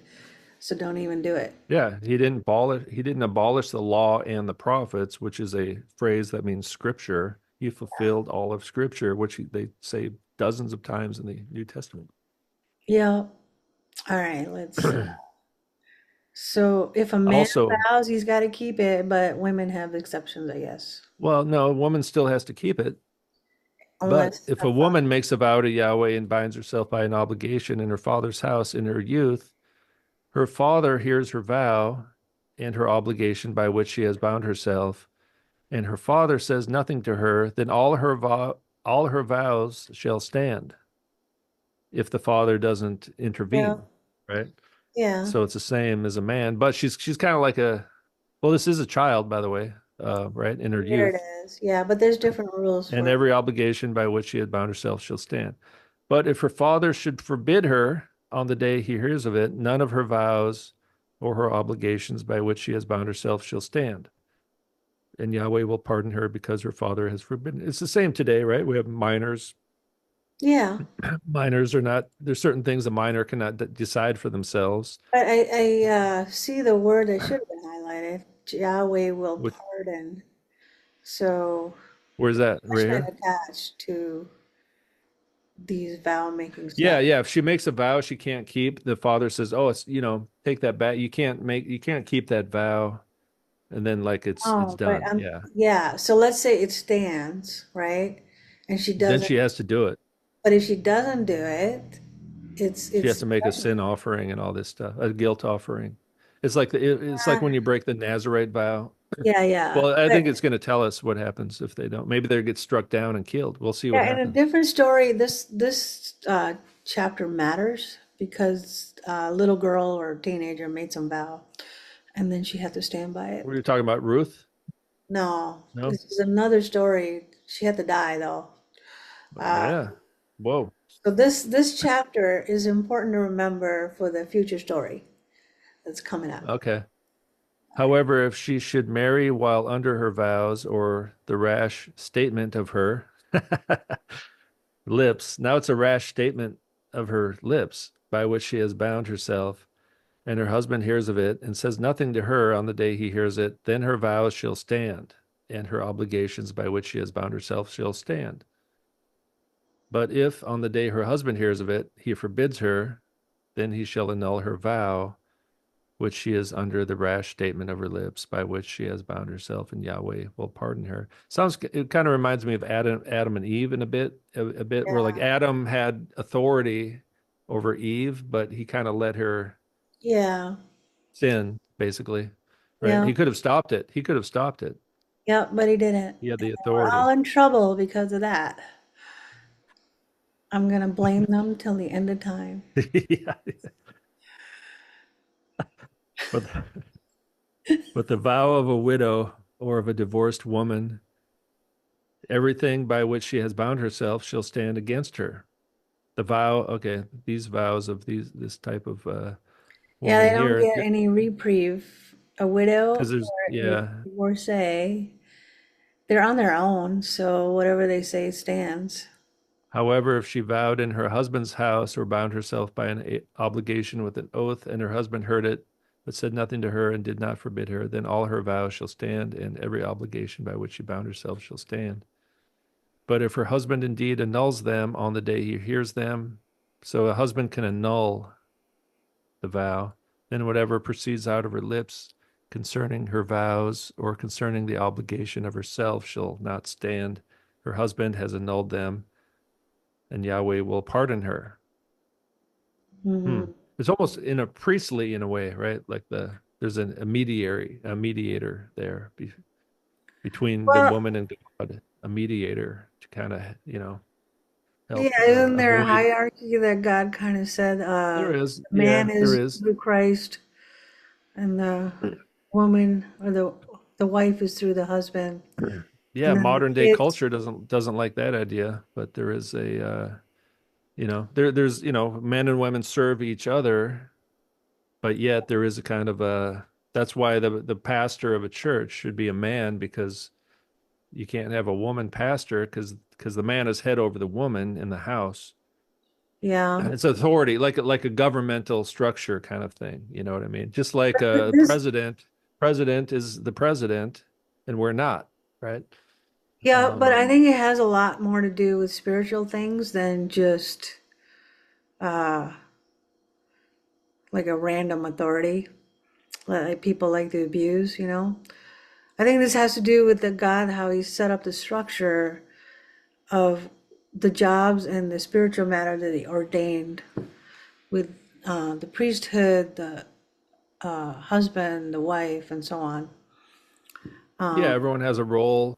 yeah. For me, I prefer the complementarian view, Mhm. which is, the men have a role, women have a role. We're Yeah, they different, do. but ontologically equal, really, like equal in a certain sense, but not the same, equal value. We're all valuable, Yeah, you we know. all have a job, we all have a purpose, but I'm saying the spiritual part of it, it is a structure, even though, like in today's environment, men and women can do the same job, right? So it's not like you could say that the man has authority over the woman when they're working side by side doing something. What we're talking about is a spiritual thing of how God relays his information all the way down. Because otherwise, how are you going to explain men and women working together side by side? These days, men can work in the women's basketball team. Yeah, All you yeah, got to do is shave your legs. You're good to go. right. Well, yeah, we understand all the perversions, but I mean, in the normal context, we go to college, right? We get the same degrees, we want the same pay. It would be stupid to spend all that money to go get a degree and then say, yeah, well, too bad, you're not going to get the same pay. I thought And women went to college to meet a husband. maybe they have, but today environment, there's no sure thing that you're going to be with your partner for the rest of your life. There's no sure thing that the guy Well, is even back then going to too. Back learn. then too. Yes, but none of these values that people are supposed to grow up with, they don't grow up with them. A man isn't taking care of a woman like he's meant to. Yeah, I know.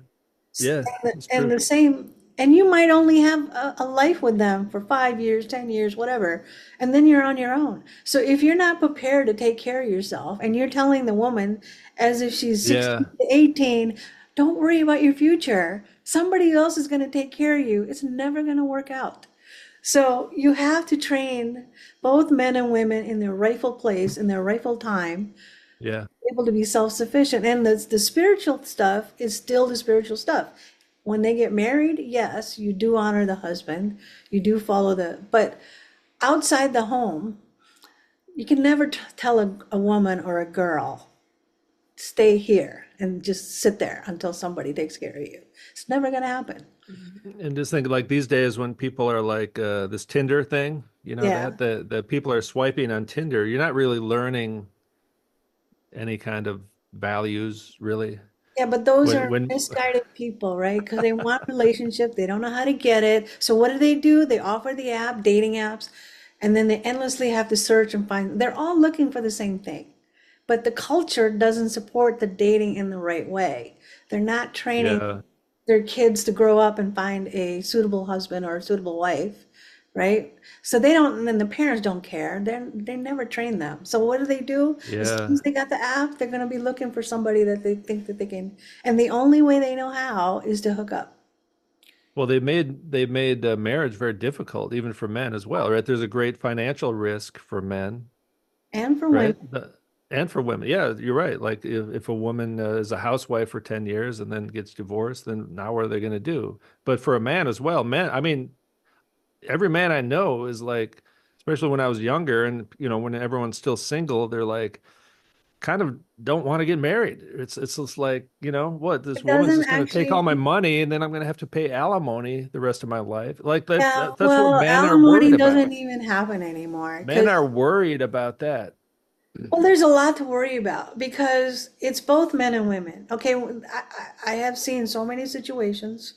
I've seen women have gotten pregnant and then now they're have children. There's no man. They leave, Yeah. so like all these unwed children or unwed, what do they call them? Out of wedlock children. There's ton Oh of yeah. them. Okay, so they're Yeah. left without families, they're left without a father, and everybody's doing their own thing. So at this point, it's hopeless unless somebody puts the structure back in. They train their kids early on that this is you don't get to be righteous in one day. It happens all the way through their training. See, that's how when they destroy the family, it kind of continues So throughout the yeah, generations because the right. kids don't learn these values at home because it's a single parent home or the whatever, Yeah. you know. So it's screwed. And I think, like only the good ones, if they're lucky to find somebody, they're blessed. But there are a lot of them. And I've seen so many young people, like they're constantly searching. I mean, I'm still single. I've been searching too. But it's so hard because we're all isolated. We're all talking through the internet and they don't have any skills. They don't have the rightful values of what they even want, right? Oh They, yeah, yeah. yeah. Humanity is doomed. Well, I think God has to help out. He can make, Without God's help, yeah, God will yeah. help us, but other than that, we're pretty much doomed. Oh, yeah, for sure. But It's hard. I mean, Yeah. I got married a bit later, I definitely would have got divorced if I would have been married earlier, Yeah, well, that's what happened to just me. because of my own, whatever, my own issues. Yeah. But Yeah, we need time, but we also needed I've been support from the community and parents and everybody else, right? I've been married 15 years now. It's Yeah, that's great. anniversary is coming up pretty soon. In fact, next week. Awesome. Next just in a few days. Yeah, my wedding at 15 years, which is Wow. by far, I mean, I used to 15 days was a long time Well, to have a relationship. that's that. You should celebrate. That should be a huge party. That's true. Yeah, it's a good idea. Yeah. Um, Then when you get your I think we 30th will. year, that should Well, the be, thing is, it's right around, the New Year's and all yeah. these kind of things, which is it's right around all the other pagan holidays. So Well, you can make it your own birthdays, celebration. yeah. So, All all right. right. Where are we? Every vow and every binding oath to humble herself, her husband may cause it to stand, or her husband may annul it. Now, I want maybe are they implying that women make all kinds of crazy vows, or is Yeah. that just me reading into No, I that? think no, we all make vows. It's just saying the authority because remember he No, told the man, if you make a vow, you got to keep it. There's no out for him. But he's giving women out because of the authority either by father or by husband. And if they're single, meaning widowed or divorced, there's no out for them either. So it's only an out for them when they're in their husband's or father custody. does that mean men are more reasonable No, than women? no, because it said in the very first paragraph, you keep a vow if you made it. So men are doing it too. But why do women have this? So I mean it. Because we have So more, why is the man the head of the woman? Because he's created first. no, because He God was created established first. that hierarchy because he created Adam before Eve, right? He wants to Just work okay, through yeah. his men. I don't know. I mean, So it's just okay. what can we Every do? vow. I mean, I'm going to show this to my wife. but you got to hear the vow to break it. But if her husband indeed says nothing of to her from day to day, now also the Torah keepers need to make sure they keep this as well, right? Yeah, if they made a vow, Otherwise they're under a curse. Well, they are under a curse actually. they See, the are law because becomes a curse when because they're every not time, burning all the animals. but yeah, every time they're trying to keep the practice of the Torah, they're not keeping it. So they're already breaking the vow every time they try. That's what that's what Paul says in Galatians. You put yourself under a curse. The law has become a curse, It right? is a curse So for them because they already broke this law that they couldn't yeah, keep the vow. well, but 'Cause they they would have deny to do it. it perfectly every single time, which they never will. Yeah. All But if right. her husband indeed says nothing to her from day to day, then he causes all her vows or all her obligations which are on her to stand. He has caused them to stand because he said nothing to her on the day he heard them. But if he indeed annuls them, or if he had heard them, then he shall bear her guilt. Oh, he shall bear her guilt, Yeah, like right? Adam should have bore the guilt of Eve. These are the statutes which Yahweh commanded Moses as between a man and his wife, and as between a father and his daughter, while she is in her youth in her father's house. See, that's what happens when there's no strong family unit. You kind of don't have all these protections, and Yep. people start doing crazy things, you know. And women are more emotional than men, so it is likely, especially in their youth, if they're kind of saying things and wanting their way, right? So, Yeah, uh, there's still some principles we can learn from these things here, but it is interesting, right? Uh, where is it? So let's just read this again real quick. You have heard that the ancients were told. So it's kind of what we just read, right? I mean, the verse is literally like on this list right here. Numbers 30, chapter verse 2. The ancients were told, you shall not make false vows, but shall fulfill your vows to the Lord. So it's kind of just simply referring to what we just read, I believe, probably the whole chapter, really. yeah. But because they give a few examples that, he's not going to go through every single law of the Torah, but that's kind of what he's implying is that you have heard that, and I'm telling you this, right? But I say to you, make no oath at all, either by heaven, for it is the throne of God. So what's the throne of God? Heaven is the Hmm. throne of God, or by earth, for it is a footstool of his feet, or Hmm. by Jerusalem, for it is the city of the great king. So anyway, make no oaths at all. Yeah, I hope I haven't, because that would suck Well, if I'm bound to something I don't even know. just repent, you know what I mean? I'm sure But it we've didn't. all made all these mistakes, you know. Yeah, but none of that chapter says you can undo it by repenting. Oh, well, I think well, like in the Nazarite vow, there was a way if you broke that to repent, you Yeah, know. You had to make offerings and stuff. Um, but not in the chapter we just read. It seems like you're going to get well, it judged um because he has to pardon them. yeah, we're not really told I think we're told like in Leviticus somewhere else what happens to people. I mean, you're basically it's a sin, right? You're breaking I think these. you have to Uh, keep it, and whatever you kept is a judgment on you if you don't keep it. yeah, if you don't keep it, there's going to be some consequences, Yeah. obviously. I'd have to look it up what exactly those might be. Maybe it's different for different situations. But yeah, Right. it's not going to be good. But that's why they have all these offerings, right? Because people are always messing up, so they could go and make their offering, make atonement, and all these things. I think So that's they what had a way Jesus to says. they had access to forgiveness, right? That's the priest's job was to make atonement, and they had the Day of Atonement, So there was all kinds of atonement happening there. But did Since you want to God look talks at? about guilt, it could end up being a guilt offering if you break something. Yeah, that's probably what it was. Yeah, bear her guilt, right? Yeah.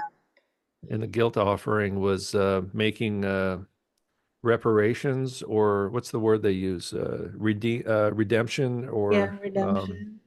That were paid by the price, the blood of Christ. ransom, even ransom. Yeah, yeah. You kind of Redemption. owe a debt. I don't know if you want to look at this. Sure.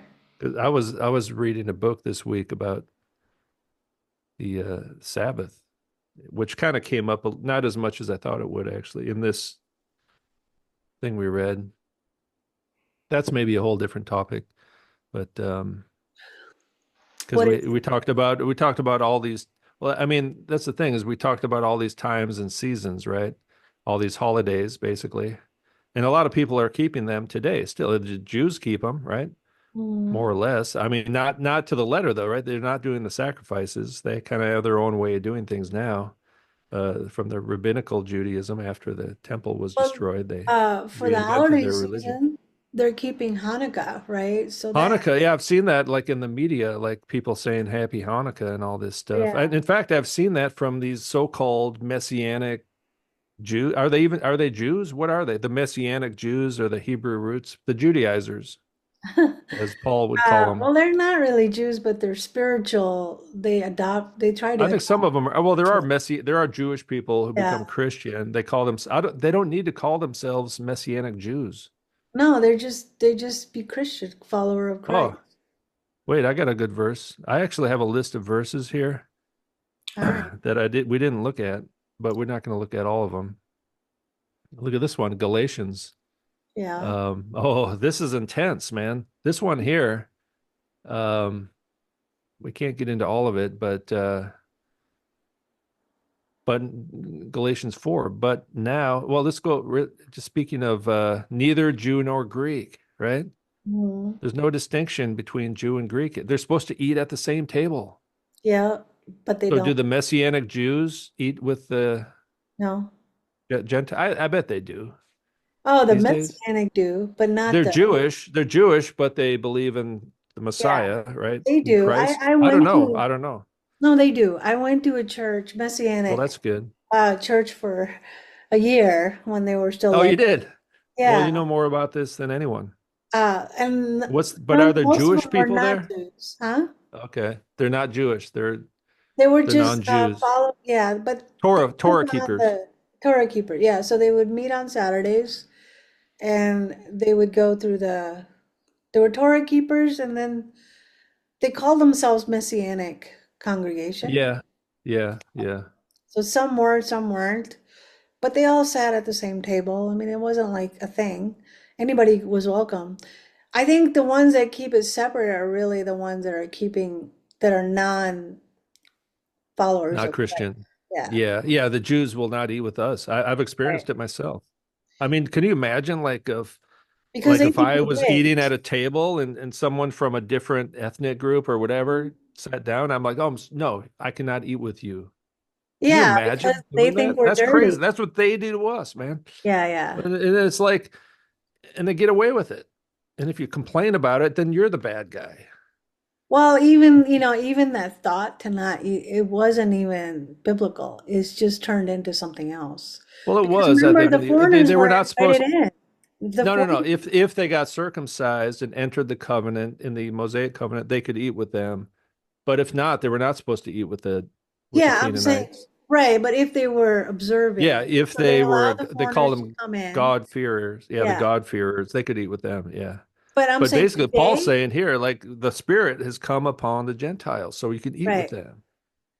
yes, But but so today, they don't care if we're Christians or non, they don't want to partake. So it's not like as foreigners we could say we can go in. They won't even allow that, right? Because they're trying to carry that genetic line somewhere. I And heard there's certain countries like I think it's Saudi Arabia and the Middle East, you're not allowed to bring a Bible into certain countries. oh yeah, I'm sure because they don't want that kind of influence, right? So they got to But protect. anyways, so it says here in Galatians 4, how is it that you turn back again to the weak and worthless elemental things to which you want to be enslaved all over again? He's talking about the Torah right here Hmm. and also idolatry, right? He's talking about the Gentiles who came out of polytheism, but he's also in within the overall argument of the Torah has been fulfilled, and those in Christ are the sons of Abraham. So the elemental things talking about like idolatry and these kind of things. So because you're enslaved when you're under the curse, and then you observe days and months and seasons and years, Hmm. talking about what the stuff we just read. Yeah. So anyway, he's saying, "I fear for you." And he's basically saying, no, we don't do those things. Those are from the old age. A new Jesus was resurrected, right? That's a new era has begun. There's a new system in place now, a new Okay. covenant. So, I mean, it's pretty clear right I here. mean, it So, is. It's just we don't understand why they're blinded. I think maybe God has blinded them for a reason until it's They're time pretty for them nasty to see. people. Did you think they were like nice people, or Uh, were they like really nasty no, people? they were nice and kind, doing their thing. But and none of that really matters. It's what was in their heart, whether God accepted them or not, right? So you could have a nice people, you could have very religious people, you could have all kinds of people. You could even have a murderer kind of person, but it's all dependent on who God accepted, what's truly Yeah. inside of them, right? I mean, a lot of them have good intentions and they're just kind of new to the whole thing, or they get jaded with mainstream apostate Christianity, the apostate church. I So, really think it's kind you of know, like high school in a way, where everybody had these different groups, and whoever thought that they belonged to that yeah, group, they would yeah, gravitate yeah. It's to that. tribalism. Yeah, so They it found is their kind of, tribe. yeah, so they just, when you get together, if they have an idea of like this is what they want to believe their own way to worship God, Yeah. and then there's going to be lots of others who follow that. But honestly, when I started to go there, I stopped going because they moved out of the area. But I started noticing that the verses that they would put up on during their sermons were not like the verses that were in here. And like, wait, I don't remember reading it like this, and I don't have a good memory for those kinds of They had things. a different Yeah. translation or something. Yeah, but it would reverse it. Like I do remember like parts of it. I'm like, Yeah, it they would do say, have their different translations. Yeah. but it wasn't a translation. They changed the meaning. And I'm like, oh, Yeah, they do that all the time. Yeah. yeah. Yeah. So that meant Yeah. I had to learn this before I could tell what was good and what was bad. Yeah, Because so like even the Sabbath is it's not see what I was reading about this week, really good book, like much deeper than like amazing piece of research, but there's a lot of debate now. Like, is Sunday really the Sabbath? Right? Obviously, originally Saturday, the seventh day, was the Sabbath, right? In the Mosaic covenant, right? um, which was instituted in the book of Exodus. I don't think people observed a seventh day Sabbath before the time of Moses. But some people think the Sabbath changed to Sunday, Because of but Christ. it's not the Sabbath, actually. It is, yeah, people worship on Sunday kind of traditionally, possibly because that's when the resurrection happened, but we shouldn't refer to Sunday as a Sabbath.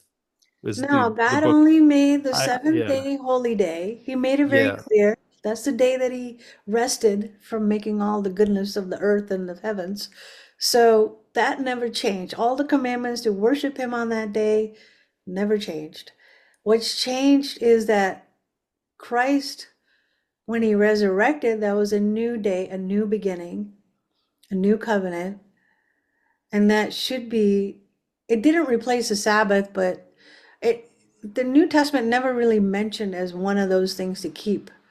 Well, Because, well, yeah, I have a it's theory on that. The theory is all right. that since Christ died and gave us, like, the Sabbath was to give us rest and also a holy day.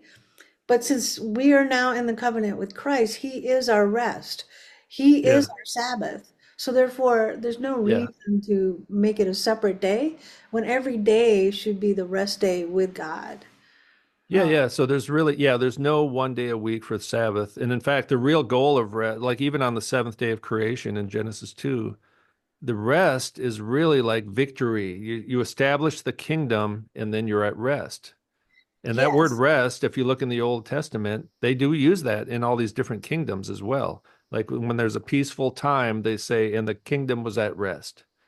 And that's yes, that's the eschatological rest of the new creation. That's the real rest. So if we're just only celebrating it once a week, we're actually kind of missing out on the true, much bigger rest given to us even now by through Christ. But there'll be even one more greater rest, right? They're actually quoting numbers right here.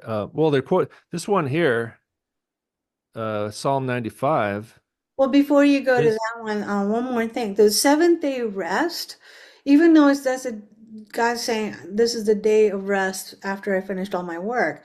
But that one day, the holy day, was really representing Him. Yahweh equals Christ. That was His day. So that was a foreshadow of the day of rest with Christ. So that's what we're doing now. We're actually fulfilling what He created in the seventh day of creation, or the seventh day of rest in the Genesis. So Genesis, the seventh day represented Christ, and that's what we're actually fulfilling.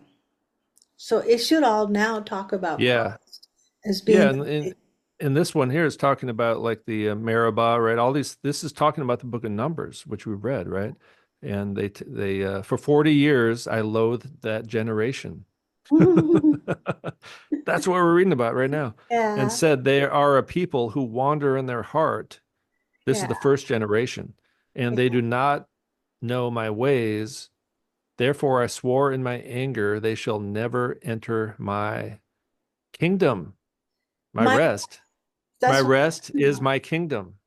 yes, but my rest also means that Sabbath, the day of rest, is Him. He's the rest. So it's no longer Jesus is our rest. Yeah, yeah, yeah, you yeah, no longer yeah. need that day when every day is your resting day.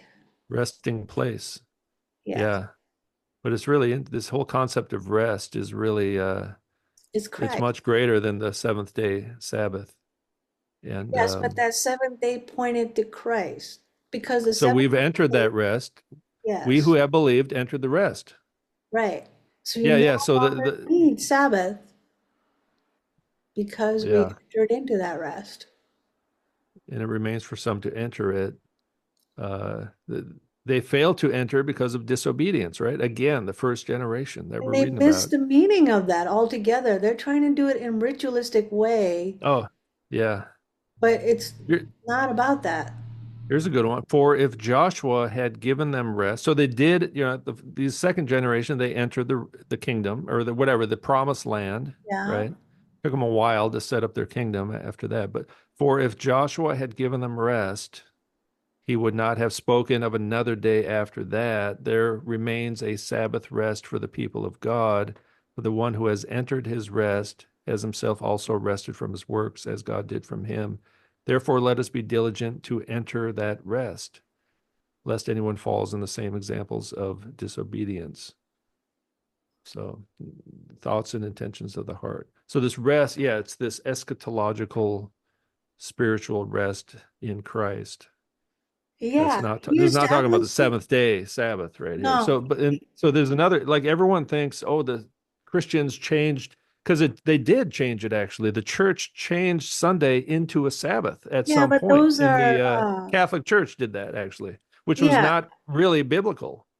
Yeah, that's more political of what they wanted. It has nothing to do with what God has established.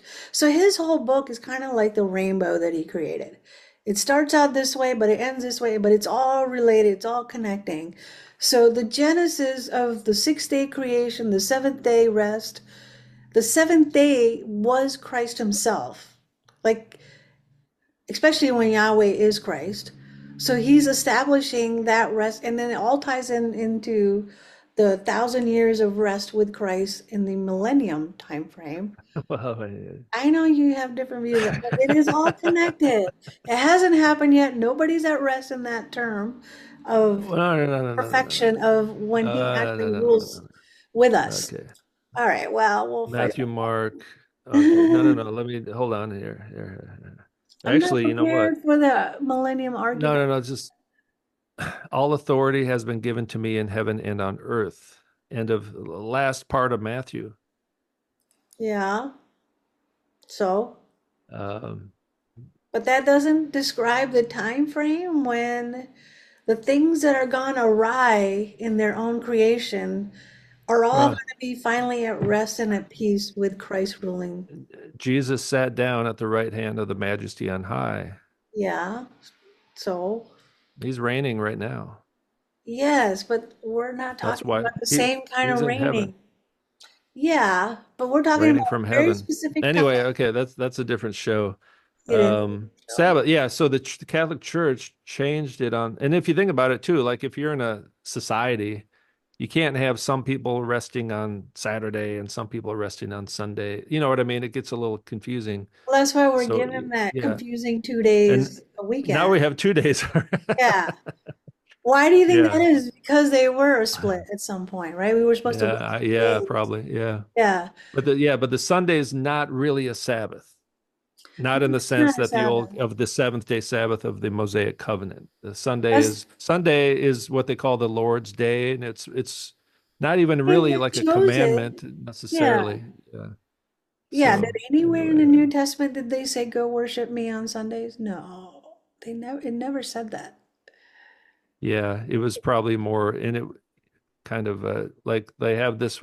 The only time the word Lord's Day is used, I think, is right here in Revelation. Yeah, but But you know, that's meant for judgment time.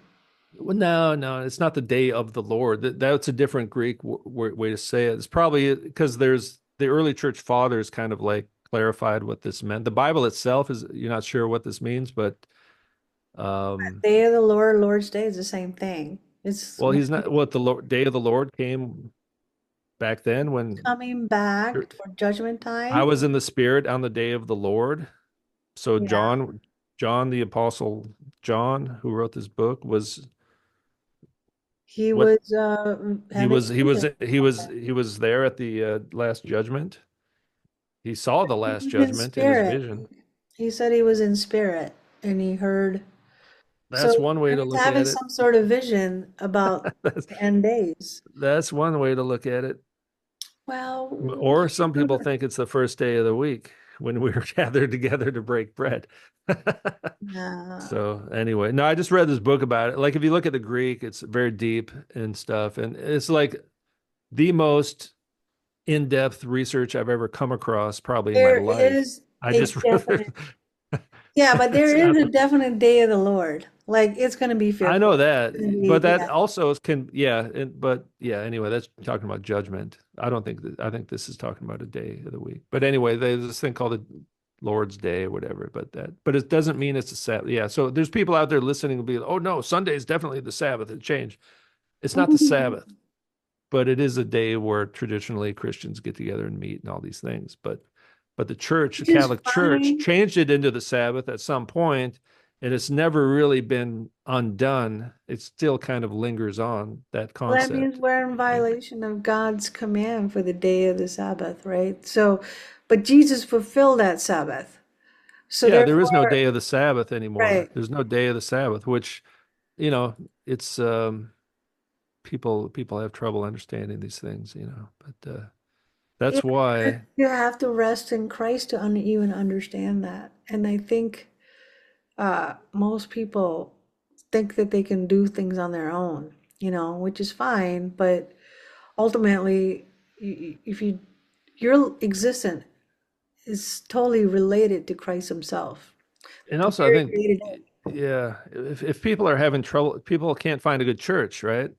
And then Yeah. so they go online and watch YouTube videos, and then they come across people reading the Book of Jubilees, which they've never heard of, and they're like, "Oh, wow, this is really interesting." And then they talk about Enoch, and then they say you got to, start sacrificing animals, or which they don't do, which they should. If They're they're going really to going do to that. keep that covenant, they're only doing like two or three things, so they're not Yeah, even doing the it's covenant. just rituals of their own making. It has nothing It's to do with just they're looking for some kind of tribe to join. it. It is a But tribal thing. this is interesting here, Corinthians.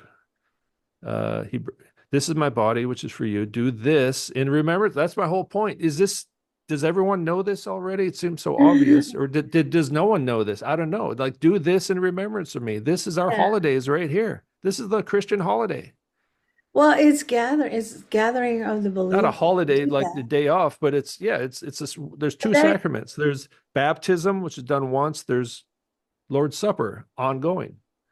ongoing, but it could Remembrance be of, any day of the week whenever they want to yeah, gather. remembrance of me, birth, Yeah. resurrection, life, everything. Not just the I birth, mean, only the birth. Why do we have to celebrate only the birth? They used to celebrate the birthdays of emperors. you know why? Birthdays are a pagan thing. You know There you why go, they right want there. Christmas is to, done. Canceled. Christmas is canceled. it's canceled by Mr. E. I've Uh, canceled it. You cancel it. But you know why they do the birthday thing? Because they want to keep Jesus as a baby Jesus perpetually.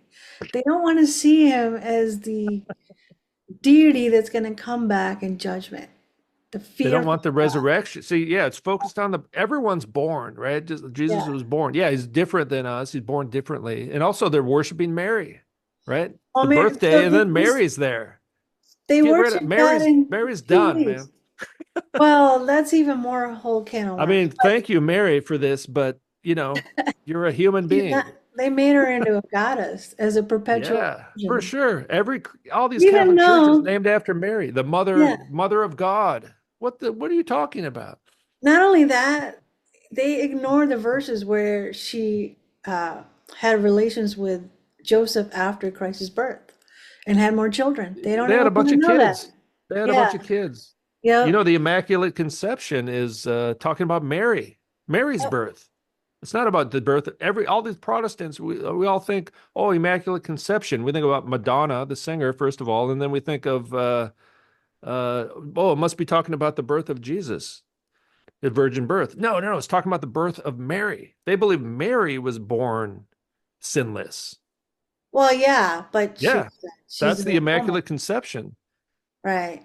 And then they'll say, well, no, we don't believe that, but they have all these weird loopholes they're trying to jump. Well, that You can they're never reason with a Catholic yeah, well, it's Catholicism, but they want to make her sinless is equal to God, the mother of heaven. because they pray to her. They pray to Yeah, Mary.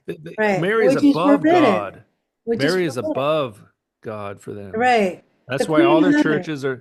all their churches are named after Mary. Yes, the Queen of it's Asherah is who it is. Yeah. Why So do you know we it's know we Christmas? can, but you know what? We know what false doctrines are, and it's up to the people to reject that. It takes So time. I used to believe in false things as well, right? Look at this though. Do this in remembrance of me. So remember the birth, his life, resurrection, everything, the whole package.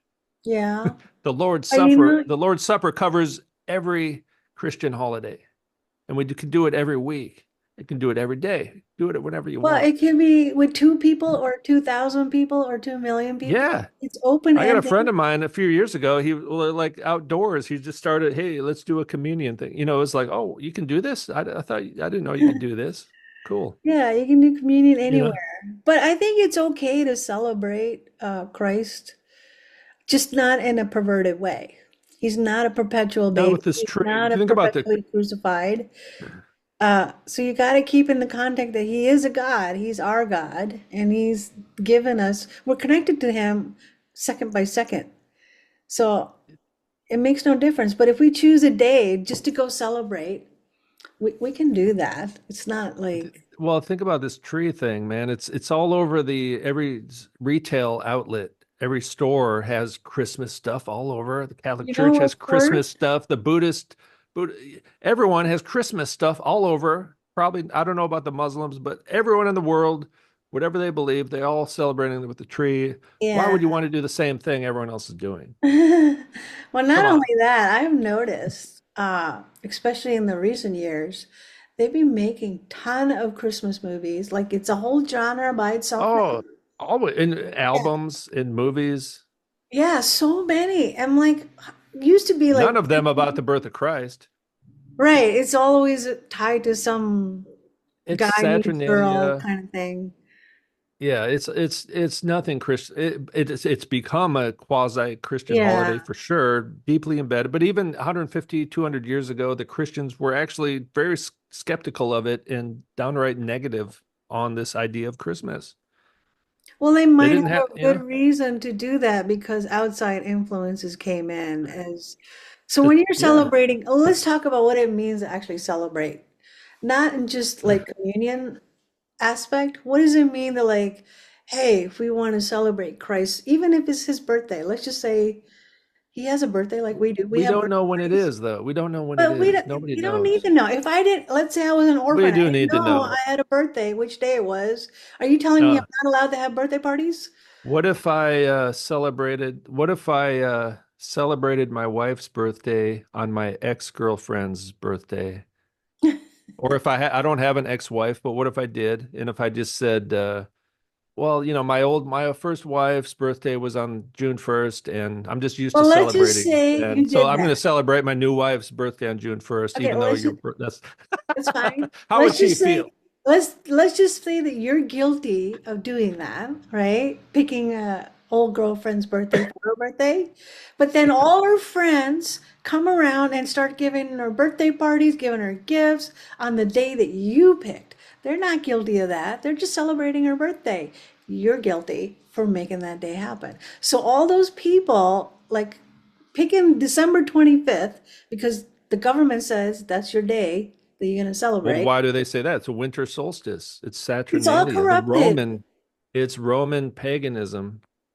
It is. But It I'm was a saying, Christ, but here's the thing. It was called Christ Mass, and that's what, Mass is what the Catholics call the Lord's Supper, the Eucharist. yeah, I mean, they do other weird stuff as well, right? But so they did think of it as a Lord. That's probably how they introduced it. It's like, oh, we're going to have another Mass like we always do, but this is for the birthday of Christ, the Mass for so that's where the word Christ Mass, right? But it yeah. was So, really a replacement for Saturnalia, which the idolatrous but let's just people were say used all of to. that happened. I'm saying the people who are guilty, they're going to be guilty. But the people who show up and celebrate Christ's birthday like I would, I'm not guilty of any of that. I didn't set it up. It's not my day that I picked December 25th. I'm just honoring God because I do it every day. But hey, if there's Yeah, one day yeah, that says, yeah, it's not like God's going to strike you down with lightning or anything, but not even that, but you it's in know, your heart. What do you but what celebrate? happens when you have the tree and the present? I mean, this occurred to me only this month where when you put the presents under the tree, you're making an offering to the image of a Free. goddess. Just Yeah. like when I go to the Buddhist temple, they're making an offering to the image of Buddha or Okay, whoever, so get rid of the presents under their tree and all of Get that. rid of the tree for starters. Tree. Put down Yeah. the crack pipe. All Yeah. right, it's the crack pipe is what it is. Get rid of the tree. Get rid of the tree. Focus on the Lord's Supper. That's where I'm at right now. All right, So there is a great. solution to this. Invite your friends, make a meal. Bring back the Lord's Supper meal, the actual supper. Yeah, Put the supper back in the Lord's Supper. I'm all for that. What kind of supper is the little wafer is not a supper? So if I had friends around Thanksgiving and Christmas, I'll just make a meal. That's all that needs to be done. And You have a I'm meal. good. We're supposed to have meal. We're supposed to break bread and Yeah. eat together. What So about you can do gifts? that you can do that in December as well. You can do that any day. You can even do it on December 25th or the 24th, whatever. Yeah, You can I break bread, have a meal with people, celebrate the new celebrate lights and covenant, all, Christmas party, remember whatever. Jesus. Yeah, in fellowship. Look at this right here. It says new covenant. Can we give gifts or is that forbidden too? Gift giving is a pagan thing, actually. Not really. But So, I mean, I guess, so, so giving the, gifts is but the wise men gave gifts to in who? to To Mary and Jesus. Joseph for Jesus's birth. They They gave it brought to gold. Jesus. They brought, well, I mean, They didn't, it who are the is, wise men? They didn't get the Christians never, I don't think the Christians did not. I just read all about this whole month. The Christians did not give each other gifts. And they were no, when they it was started a doing bad it, guy giving gifts. Saturnalia, they give gifts at Saturnalia. Okay, but again, it's all about your mental state. It is not about, Do this, don't do but that. the thing is, you can attach any meaning you want to it, right? You can make it a gift to God by sharing gifts with others, or you can make it Saturnalia and give I to. know it's our tradition. It takes a while. Like for me, it takes. I was addicted to my idolatries. It takes a while to Well, the get. idolatry doesn't happen We if you don't have a mental we state for that. we live in this pagan culture, and it takes a while to unplug from it because everyone else is plugged into it too, right? So if you unplug right away, you're going to be all alone without any friends or family, right? Now, So that's already balance happened. it out. Don't be a jerk. To have empathy so that I think, I mean, I don't But know I'm what people saying thought about my even, videos, but it's a little upsetting at first when you realize your whole life's been a lie. You ever seen that movie where they're up in the spaceship and they're supposed to be hibernating for like thousands or hundreds of years before they get to their destination? And the guy wakes up and he's all alone. So he wakes up the woman to make the journey with him, so he's not alone. But she's all pissed off because now she's got to live in the spaceship and she didn't get to her final destination. And so eventually she has to accept him because they're the only two people on the spaceship. So either she's going to stay mad at him forever or just accept the fact that he made her into his wife, woke her up, and now they have. So at the end of the movie, there's like when they finally accept each other, there's kind of like a tree of life that's grown from this inner part of the ship all the way many levels. And it kind of shows their, life over the years of what they did to build it. Where was I going with that I story? think I missed that one. Uh, no, it's good to watch that one. Just to, Any who's in it? although Hunger Or what's the Games name of it? girl, I don't Who? know the name, but the Oh, okay. the actress from the Hunger Games, the famous one, I forgot what her Oh, name, the actor, Jennifer something. Yeah, I know it's the Jennifer, one whatever. Yeah, so she's the the one with the woman that, shoulders. yeah. So she's the woman that gets woken up. But I think I was trying to relate it to one of those things, Is but it like Adam and Eve or something? What's yeah, maybe in I a don't think I way, saw. in a way, it's Adam and Eve in the spaceship. But the thing was that they were supposed to be hibernating, but they got woke up too soon. So now they had to live Oh, so it's like aware. that one. Yeah, waking up can be kind of traumatizing, right? Yeah, And the first stage is denial, cognitive right. dissonance, anger, all this stuff. That's why I'm like the lightning rod. People get angry at me. Hey man, I'm just reading history books and pointing out the facts. I'm not telling anyone what to do. Do whatever you want. Keep smoking crack if that's what you got to do to get through the day. Yeah, but you gotta remember that it's what's in your heart and what's in your mind. We're so far removed from astropulse and all these stupid things. I mean, like I guess if you're woken up from that false thing about the Christmas tree, okay. I just made the video I was making this morning. You'll see it I'll put it out very soon. A celebrity put out a music video kind of thing with an Asherah pole right in it, or Asherah tree, a sacred tree. That's what the whole video is about. Well, then he's guilty because he knows. I mean, Yeah, it is a he. Most people don't realize that, but yeah, it's so the people but behind the that's curtains of the music industry, the film industry, they know what they're doing. They're worshiping yeah. their God. But the It's average, Numbers 25. Remember that one? yeah. We've been tricked. Numbers right here. We were tricked. Where's that thing? What? I thought it was at Numbers 25. What happened to the thing? Deceptive, there it is right there. Oh.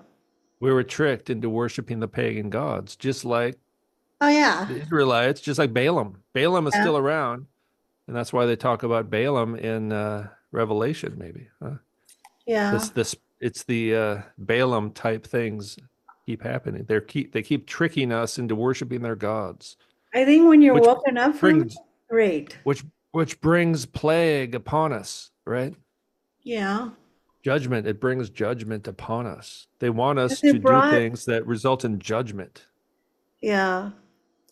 Oh, do you want to go to Jeremiah? Because you remember that verse? Which verse? There's a lot of verses in Jeremiah. And Jeremiah From talks my about video? them decking their gold and silver, their Well, tree. that's Jeremiah 10. That's not my top verse, though. I That's the know, verse but I think everyone that reads. is the strongest verse about the No, Christmas tree. I've seen people argue against this verse. Well, let's It just is, read it. but see, if you don't understand the Asherah context, then it doesn't mean anything. You I don't get realize it, you're but talking about the Asherah tree, the sacred tree. But if you don't know there's a sacred tree that resulted in Israelites being thrown into exile and judgment, that's another realization, right? Does anyone know that? It but was I the think worship this of the explains it. Asherah tree. Yeah, The yeah, yeah. Christmas tree destroyed Israel. Okay, but let's read it from two because it's really important that we read it. Do not learn the way of the nations. Do Yeah, not be I highlight that. terrified by the signs of the heavens, although the nations are terrified by them, for the statutes of the people are vanity, because it is wood cut from the forest, the work of the hands of the craftsman with a cutting tool, and it makes Yeah. beautiful, they make it beautiful with silver and with gold. They Mm, strengthen it with nails and with hammers so it will not totter. yeah. No, this is, I mean, but there's a lot of verses that are just like this, talking about a wooden idol made from a tree, every green tree, But you this know. is the only one that says silver, decked with silver and gold. No, no. Look at this. Watch this crazy stuff right here. All right. Revelation. It's at the end of 9, so I'll go to right here.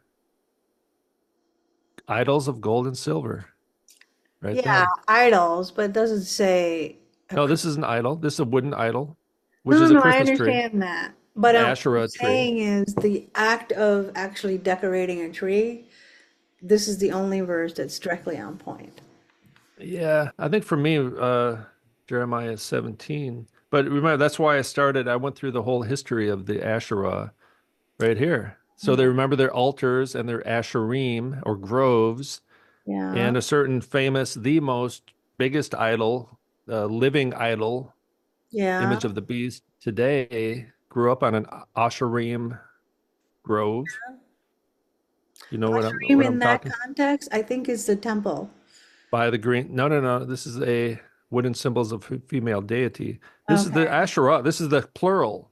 This is plural of Asherah, okay, Asherim. Sometimes Asherot or Ashtarot.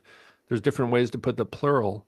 sure. And by green trees on the high hills.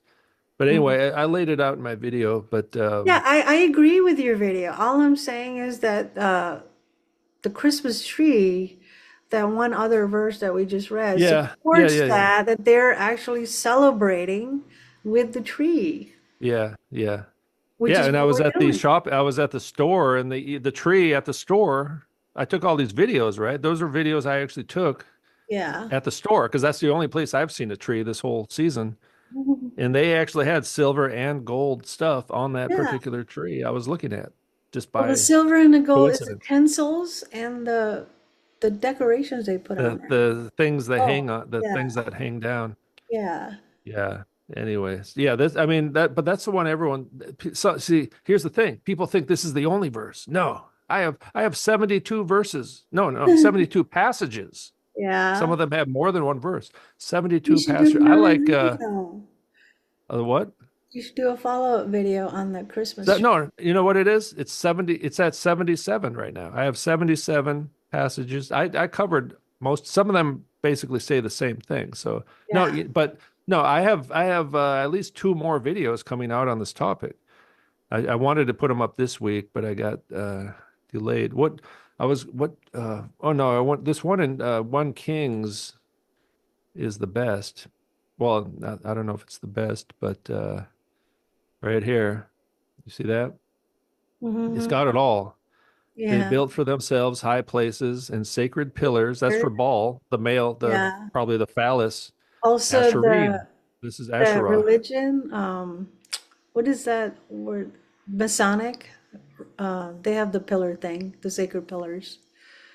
Masonic. Yeah. Oh, yeah. Yeah. That comes from Solomon's, the Boaz and the Yoath synth. There are also male cult prostitutes in the land Okay, so because on of, every hill, beneath every green tree, what are they doing?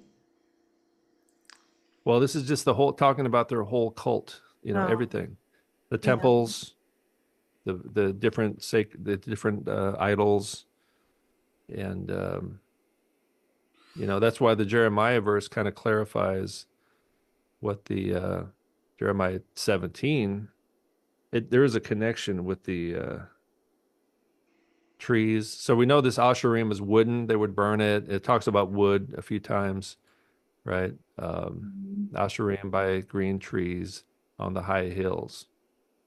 So made from a tree. There's seems to be other green trees involved.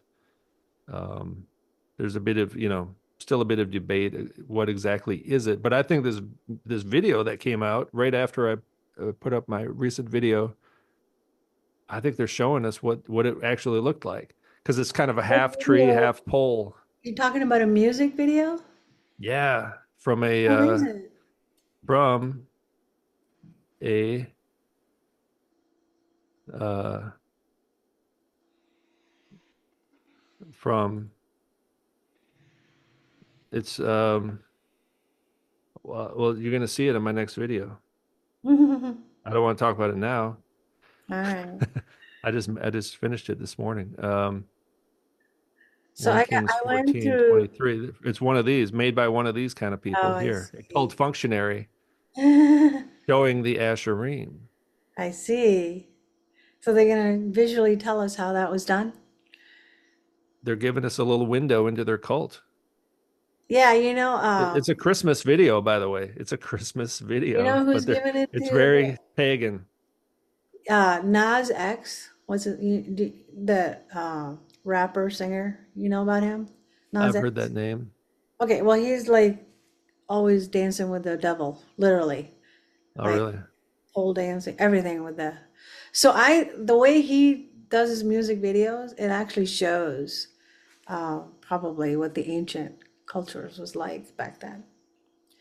The way he's doing it, it's so overt. Yeah, I think a lot of them are, I mean, Lady Gaga, all these celebrities, Madonna especially, right? They're literally doing pagan rituals right on Rituals, right? stage. Yep. And I think they were all done before in the past. Oh, That definitely. Yeah, yeah, yeah. Nothing's changed really. It's the same stuff. Even the Olympics, they still, have this ceremony to the sun god Apollo, and that's how they light the torch is lit from the rays of the sun, which they say it's lit from Apollo. And they actually have these rituals that they used to have thousands of years ago. They have them today. So the oh yeah. Olympics themselves is a pagan sports festival. Yep. I mean, even the That's what it is. one of the videos that stayed up and didn't get banned was with Tim Cohen. We were analyzing the Commonwealth Games, the how people who were Ah, participating were involved in that worship because they had the giant bull come into the stadium and then the whole symbology of everything. So that's a really good one to watch how these modern day rituals are pagan practices of the old, ancient. They were that's on your channel still yeah, now. yeah. That's That's the one that didn't get yeah. banned. Yeah, I think sports and theater, all these things were actually originated as pagan rituals. Yeah. Well, then I started Music. looking into the music video, all these other things. The one that did get banned, and I'm on YouTube jail for 7 days, where I'm not even going to be able to upload this for a few more days.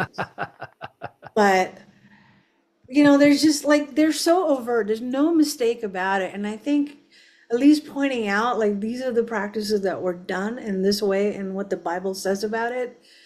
I think it's even more important than the other stuff right now because those at least want to wake up, then they can at least see it, you know. Yeah, but the people watching these music videos, They're not they're watching this. Yeah, I know. I mean, they're kind of the lost, what you might call the lost people who They're are, lost. if you're lost, you're a slave to the idols. Yeah, and a lot of those that people that participate, they're getting their livelihood tied to that. So they're in a way, I think they're worshiping because the fear of disconnecting would mean they would have to give that up and trust God. When that one is more overt, like it's essentially saying that this is our kingdom. You, as long as you participate and worship in the way they want you to, your life will be good. You're not going to Yeah, be, it's like they're in covenant with those idols. Those yeah, idols are their gods. right. Even though they were created in the image of God, they lost their dominion. The idols set up their images all over earth to try to conquer the earth with their images of the demons, right? Yeah, and I think Um, at a deeper level, they know that if they, like, Satan's not going to hurt them if they just join. Like, he's only interested in the, Mark of the beast. yeah, Yeah, worship the image of the beast, right? right. So their life Um, will be good if they think they can conquer God. Uh, at least that's what Satan's telling them, right? That he's going to win. yeah, they have the now what uh oh, here it is. Um, yeah, they make an image to the beast, Yeah. right? Um, image of the beast. Oh, that was the other thing in the Worship the image of the beast. so you should watch the podcast with Tim Cohen on that because that goes exactly into some of this stuff in Revelation about worshiping the beast, the image of the beast, and how they had this whole ritual thing come to play. It actually starts with Satan and his fallen angels hitting the earth and then setting up that system. Um, so that's up right now. I created a new playlist, everything evil. So I was putting everything evil into that playlist. Then I'm creating a new series once I'm unbanned. I'm gonna create the Psalms. So there's 150 Psalms. I'm actually gonna make easy listening songs just about that psalm. So Well, the Psalms were originally songs, right? They yeah, sung so it them. made sense, right? To make them And into some people still, really conservative churches will sing the Psalms and they kind of tweak them a little bit to make them easier to yeah, sing. And they have certain books like a Psalm hymn book you can get. yeah, And my church does not do that, but we sing old school hymns. yeah. But So it just kind of occurred to me as I was making all the music stuff. Hey, I could just do all the psalms the way it should be heard in a way. Because I'll remember it better if it's in a musical format. Because I don't remember any of the songs right now. I read them, but once I started creating, like the first couple, then oh, it's kind of sinking in. So yeah, yeah, I used to read one Psalm a day, which was really good. The Psalms are really nice for that. yeah, there's These so days much. I'm reading like other things, but yeah, There's I, a lot of prophecy stuff too in the Psalms, and the goodness of prayer yeah, and all that too. Yeah. yep, yep. All All right. right. You got more share? Well, I think that's about it. We'll All end right. on that Yeah. note. Now, next week is Numbers 31, 31, which is 33. actually getting back to vengeance. Yay.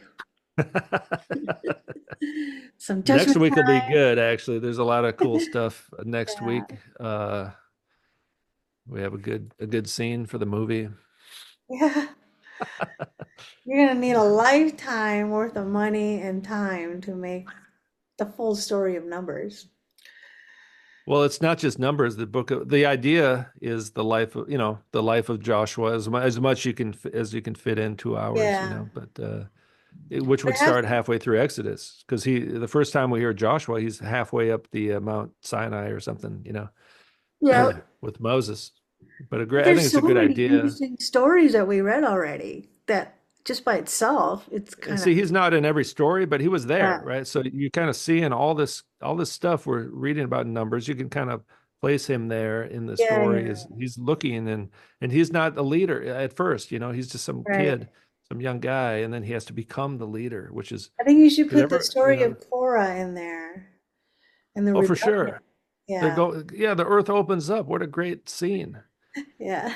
The movies about Moses might not even have that, and I don't know if they do or not, but No, some of the Moses movies end with him looking over the land and all this stuff, but I never even seen or heard of Korah until we started doing this. So I Moses like would it. be in the movie, but he's not the main guy. It's Joshua becoming the leader Yeah, amongst all this crazy stuff going that's on. fine. Moses can make a Um, little appearance at the Korah story.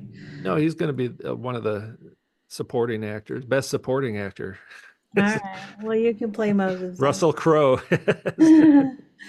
as Moses, Well, you but he would played need, Noah already, right? He did Noah, so maybe he's yeah, done but enough biblical stuff. Anthony Hopkins he's getting a bit yeah, but old. those guys, they don't play the Christian stories as Christians. They play the Christian stories as pagans, as You're getting some unbelievers. noise there. That's a little noisy right there. No, no, Anthony Hopkins played Paul actually in a Bible movie.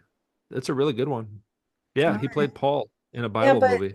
Noah is not biblical. The story of the The way movie. Russell Crowe, yeah. Yeah, they did a Gnostic version. Yeah, they usually do. I mean, most big Hollywood He's Bible movies. worshiping the snake skin. I know. So it's They not, don't, the Hollywood doesn't do biblical movies, you know, yeah, they well, always that's change it. that's I know, but when you want actors at that caliber, So it's got to be they're going to, independent movie. It's got to be yeah, independent. right, to get the full biblical side of it. So that means you don't have as much money. No, you got to write it in a way that can be shot Oh, easily. oh man. How are Field you of going to do Dreams, that? unless God, I don't know. It's up to him. Because right now I'm all tapped out. There are never going to be any future movie for me unless No. things change. I have Well, no you don't know ability that. now. I have to get this one out the door. And Well, we'll see what happens yeah, with this one. And then usually you do something like that, it leads to another project, right? not for me. I need lots of people's prayers because things have to come. They have to go beyond that hurdle that I can't get through. Yeah. So once that happens, maybe we'll see. All right. All right. Well, Thank you so much. see you next week. Next week, All right. New Year's coming Thanks a up. lot. Celebrate your wedding anniversary. I guess so. If it's not too pagan. Well, you can just celebrate. That's all you got to do. You don't have to think about Yeah, pagan I every know. day. I know. I Let it know. go. Just have a party. Do a Yep. wedding celebration and let Christ make you wine for your. Yeah, I need to take a break because I didn't really take a break, because I got this Christmas idea in my head all of a sudden, which I didn't realize would happen, So Take a I break. might maybe next week I'll try to take a break because I got stuff going on. But All right. I don't want to take a Christmas break, so I'll take Well, you the have to week take after a break for Christmas your break. wedding anniversary, though. Why wouldn't you not take Yeah. a break? You got to Well, plan that's just these one day. things, huh? That's just one day. Well, no, But I'm but a man. We don't special plan day. these things. You got to plan. It's a big number, right? You I made guess it. so. I think she's probably expecting it, so you got to do something. Yeah. All right. All right. Get to work on that. All right. Thanks a lot. See Bye. you.